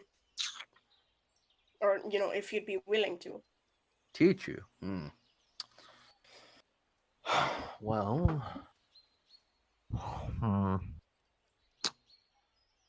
that's a very odd request. What exactly are you needing to know? I'm willing to pick up anything. I currently know Dragonfire and Thunder and Quick Forging. I'm traveling from my home place in the Great Plains to go out and just pick up certain things so I can bring them back here. My entire family is blacksmiths. Kind of looks at you a little bit weird. You've been talking with those fish people, haven't you?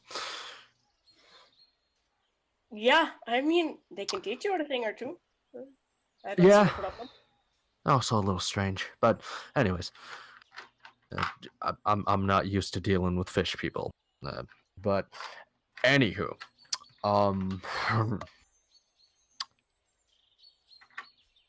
what do you know about forging weapons that are made out of stone? I haven't done much with it, even despite me being a dwarf. Father originally taught me, metals, which is usually what you do forge, so I wouldn't mind learning. Well, I do know a thing or two about stone forging. I'm not going to be as I can tell you right now. I'm not going to be as fast as them at teaching you this, but I can show you over the course of a couple days here. Given That would that be all right. stone's a bit harder to work with as opposed to a metal, obviously, but Fine. That would be all right for me. I don't plan on going anywhere else for a couple of days. alrighty. Come by first thing in the morning to get started. All right. Thank you very much. Not a problem. And what's your name again? Torgrim Ironstorm. Nice to meet you, Torgrim. My name is Jonathan. Nice to meet you, Jonathan. Pleasure. Pleasure. Well, I'll see you tomorrow then. Alright, till tomorrow. Until tomorrow. and Torgrim will walk out. Alrighty. Let's see here. Um, someone remind me what time we started. I can't remember. Like 10:20, 10:30.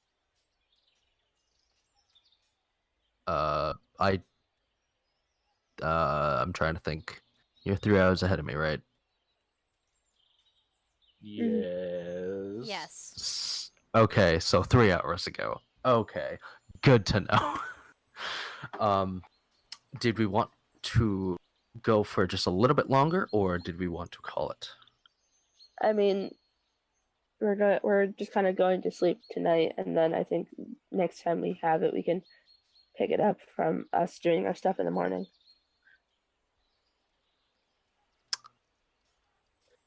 Let's see here. Did you have anything extra planned that we should try to get out of the way right quick? Maybe.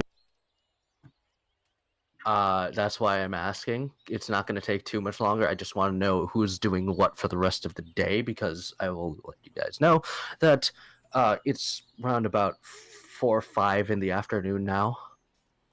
4 or 5 o'clock ish in the afternoon after all this is said and done. All right. Well, I did say that Annabelle is writing her letter to sources, and she's also going to send off the letter of recommendation to the magical menagerie itself that she'd received. Alrighty. Oh, yeah, that is a thing Torgrim should do. Send off his letter of recommendation to his guild as well. Okay. The two of you, it's fairly easy to find your local, your local friendly neighborhood guild representative and be able to send those off. It's like 5 silver to send it, as like the fee of having to send it for services rendered. So it's essentially just 5 silver. All right. Did anyone else have anything they wanted to do before that?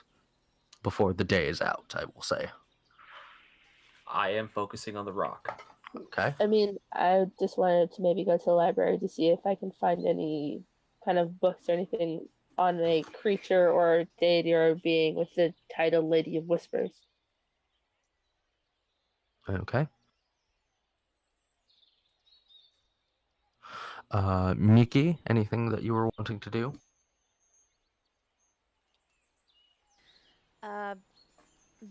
She just wants to pay for her room for the night. And she's thinking about going back to maybe talk to Toril, but she hasn't decided yet.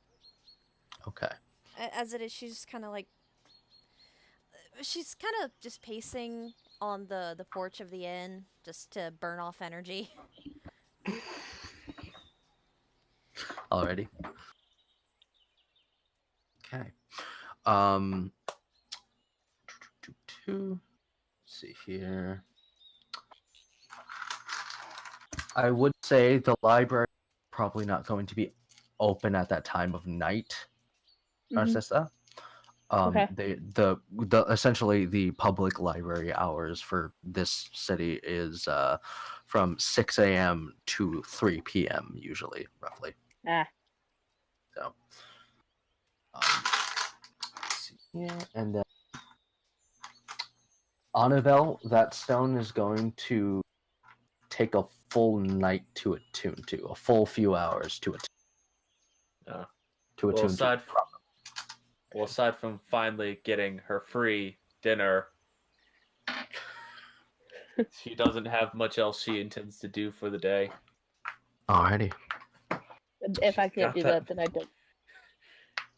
She's got that meal voucher. She's gotta use it. Get you that good food. I don't have much to do besides, probably poring over all my notes and shit if I can't go to the library. Alrighty. As the day begins to draw to a close, there's very little work being done now by the wee hours of the evening.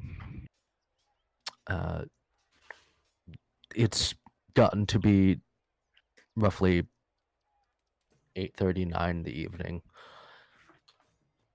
Annabelle, you have attuned to the howler, and I will send you that later. Oh god. Yep. And yeah, it is about 8:39 p.m. for people wanting to turn in for the night or to make their way downstairs for a bit of revelry. I'll indulge in revelry. Against my better judgment, I will as well. All right. Assuming two. that the thing with the howler isn't something that would require my full attention all night. No, it's more so keeping your presence and just keeping it in your head is what you need to try and attune to it. Just Alright. you to continuously go back to a thought about it, go back to a thought about it, go back to a thought about it. Gotcha. Then yeah, I'm gonna have a bit of revelry and hope it doesn't go as poorly as the last time where I ate someone's pet. Torger's actually not gonna go drink and party. He's got stuff to do in the morning. He's gonna go sleep. All right. Narcissa laid out the blankets and everything for him already. Hmm. Miki? She's gonna get herself some food and just kind of people watch. Okay. There are quite a few different. I shouldn't say groups of people, but like all kinds of people within the tavern here. You come across a few that are very much very colorful folk in terms of both the dress as well as. There are a few. There are elves, humans, gnomes, so on and so forth. You do catch one interesting thing. You do notice a Goliath who is kind of off toward the back and not doing much. Oh, I'm gonna go talk with him. He looks fun.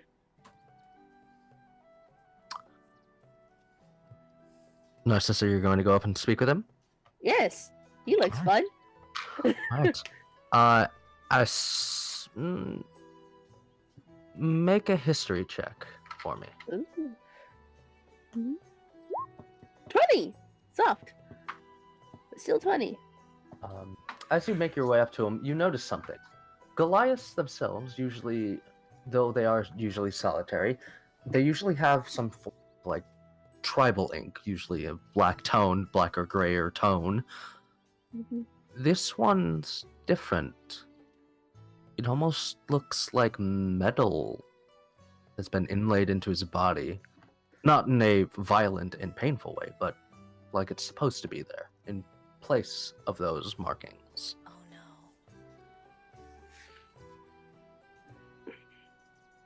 It just kind of stands there. She kind of has her head tilted, looking at him. Like, no, it's like a very honest curiosity as her tail's flicking back and forth. I'll see if he notices. It's hard not to notice. The 6 foot something, blue skin teeth. Like, And can I help you? well, you look very lonely over here. I wouldn't call myself lonely. More so.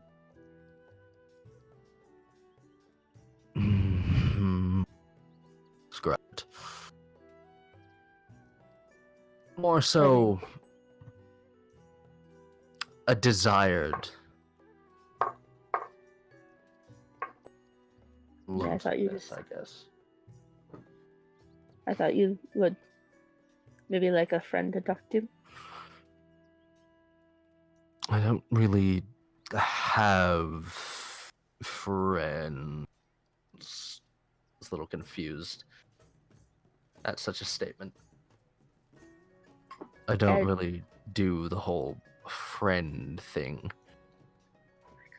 She's like, the sudden realization of like, oh my god, you're just special. Like, how about I buy you a drink and maybe we can just chat. It's getting a little loud over there for me, at least. He is going to incite you. Okay.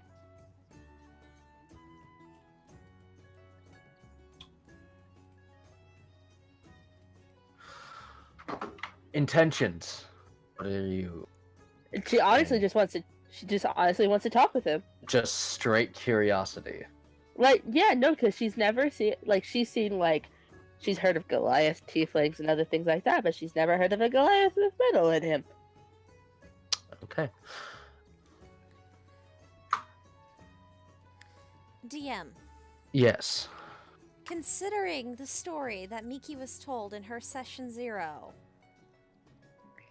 what kind of a check do I need to have her make to see if she recognizes this individual? Because she's people watching. She is observing the room.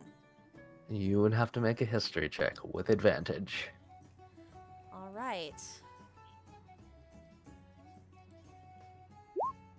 That would be a 14. You're getting glimpses of him. You can see that he's a Goliath and that there's something on his body that is kind of catching a shine in the tavern light. Oh, there are too many people kind of walking between you to get a full glimpse of him. Damn her curiosity. She's gonna get a little closer, just walk closer to she's just trying to get a better look. She's not trying to do anything. Okay.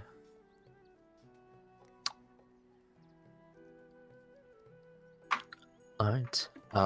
Over the course of the next few hours, Narcissa, you learn that he is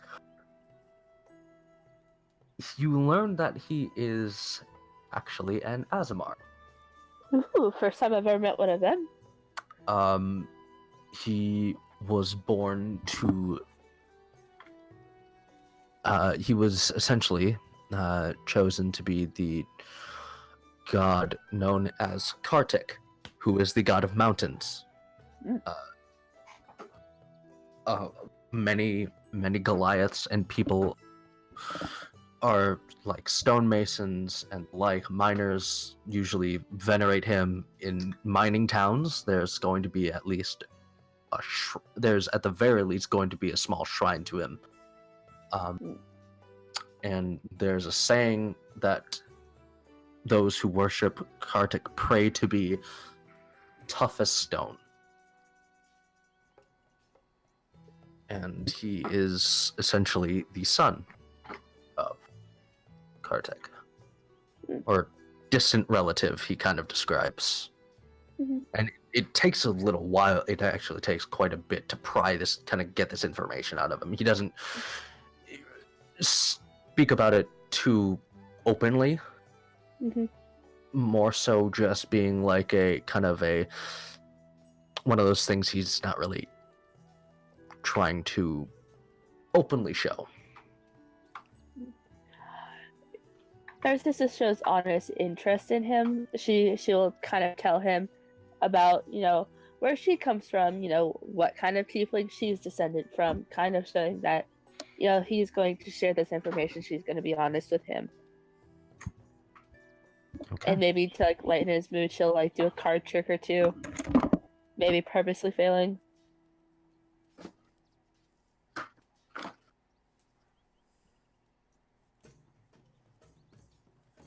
Alright. Just a second. Check stuff. Okay. Time begins to pass.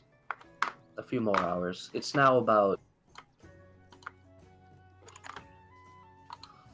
It's getting to be about roughly 1 in the morning. Mm-hmm.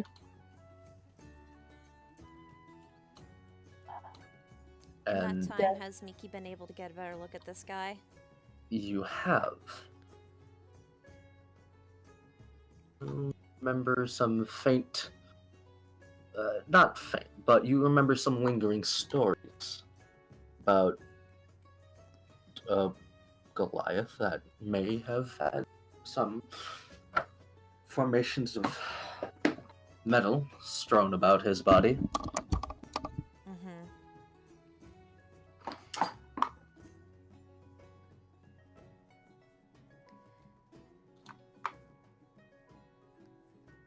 the tavern is still a bit livelier. It is starting to wind down a bit because of the time of night it is.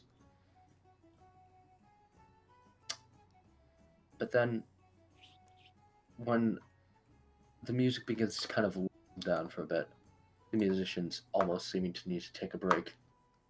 Mhm. I'd like everyone perception check, please. Perception, you said? Perception. Those who have advantage on auditory perception checks will have advantage.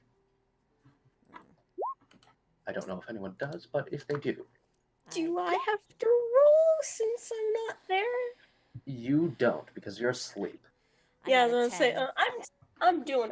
I'm doing me asleep. 10, 11, and Narcissa? Oh, no. double nat ones. I'm just so interested in this Asmar who has been introduced to my bird, and like he is soon becoming my new best friend. No matter what he says. As soon as you begin to talk about Eloise and your bird best friend, you see him kind of almost have like a little tick. His focus kind of shifts away as his ears kind of pushing towards the door. Just shh. Is that you don't hear anything? I kind of give it a look like, wait, what? His hand kind of goes down towards something toward his belt, and everyone who is awake in the tavern hears this. Is it a wolf howl? That is the sound werewolf. And that is where we are going to end the session tonight. Oh boy! And Dorgo, Cilio, you're gonna taste blood! Who let the dog out? you I did.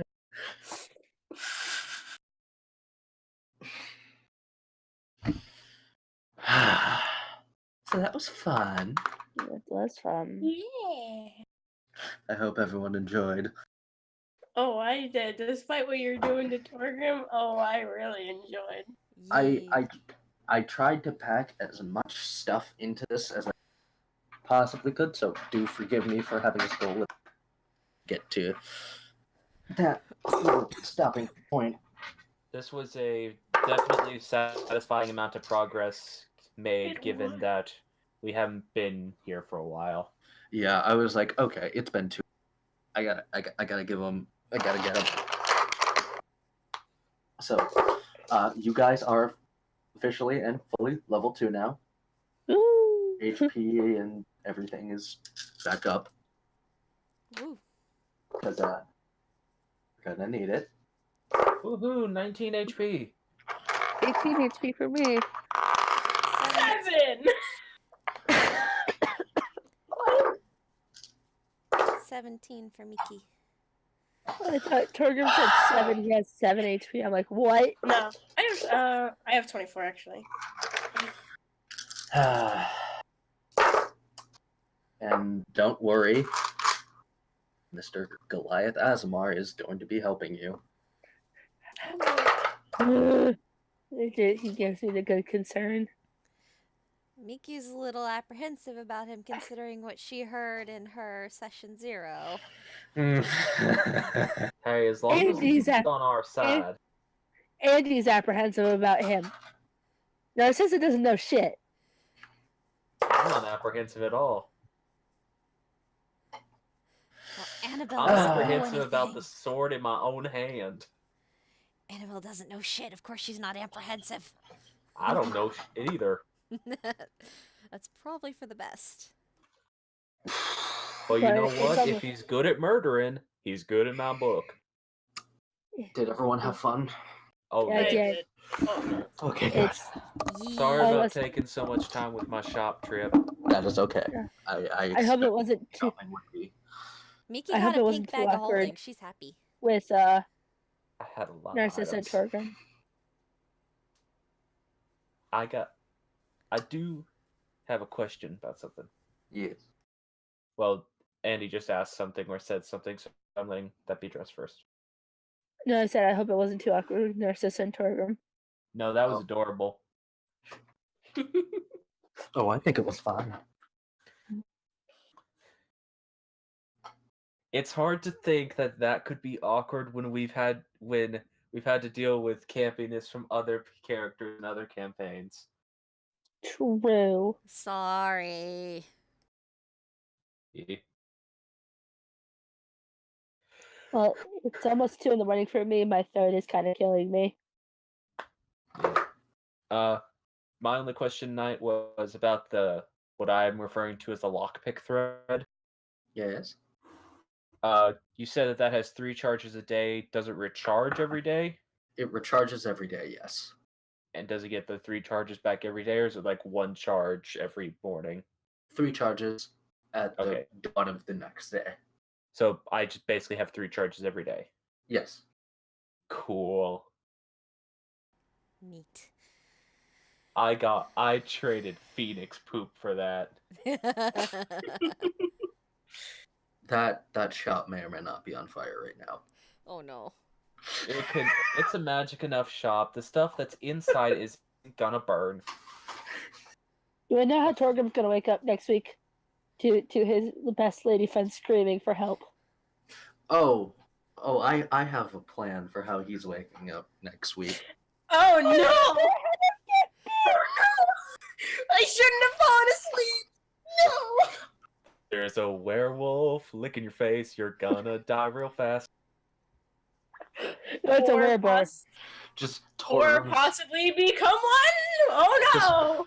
just Torgrim's asleep, rolls over in bed, touches the werewolf. Narcissa, why do you have a mustache? Oh God, that's not Narcissa. Just Narcissa, did you forget to shave? Oh god. Narcissa, I don't remember your hair being so short. Yeah, you do. It's It was grown that back short by just a little now. ago. It's grown back by now, hadn't it? Yeah. Yeah. I have plans for next week. It's going to be fun. I'm looking forward to seeing how this item works. And I'm slightly worried about the concept of using a sword that's made from someone who is trying to make werewolves against werewolves. This is It'll gonna be interesting. fun. It'll be interesting. I get the feeling it's gonna like wolf blood. But I as think you'll that is, I think we're done for the evening. So if anybody has announcements or shout outs that they I'll would like to do. I'll promote my stuff on Thursday. I'm tired. Okay. Alrighty then. So you'll have to tune back in on Thursday to hear from Andy on that one. Ah. And speaking about Thursday, usually Danny does his one, but I'm gonna take the reins this time. I'm a dick. Go for it. Alright then. This same channel on Thursday, you can find myself, Andy, Armored Hunter, Dark Savior, Mythosia RDM, and Danny, because she is the stream person. All back here on Thursday doing our crazy stream where we're fighting the rifts. We're about to do a boss fight. It's gonna be interesting. Will this be another I'm heartfelt gonna die. adventure? You are going to die. We're all going to die. It's fine. Totally fine. It's fun. Miri's gonna die next turn. She's in a wild shape. She'll be fine. I'm in. Miri chuckles. I'm in danger. Indeed. But you've got a lot of health. Yeah. A lot of excess health and a lot of healing potential, so you can get yourself back up. Yeah. Anyways, so yeah, that's the Thursday game. Watch it. Yes. Small night. Do y'all have anything to announce? No. Not really, no. Y'all better be. Y'all better bring your A game next week. Oh boy. You're gonna need it. It'll be Yeah. fun. Don't worry. Well,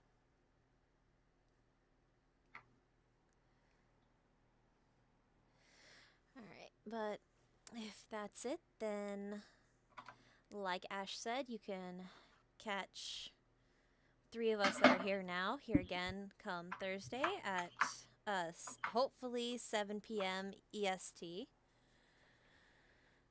Where, yeah, we're gonna get back to that. That campaign's gonna come to a close here soon. I'm not ready to say goodbye to these characters. You won't have to say goodbye. There's the potential for one-shots forever into the future.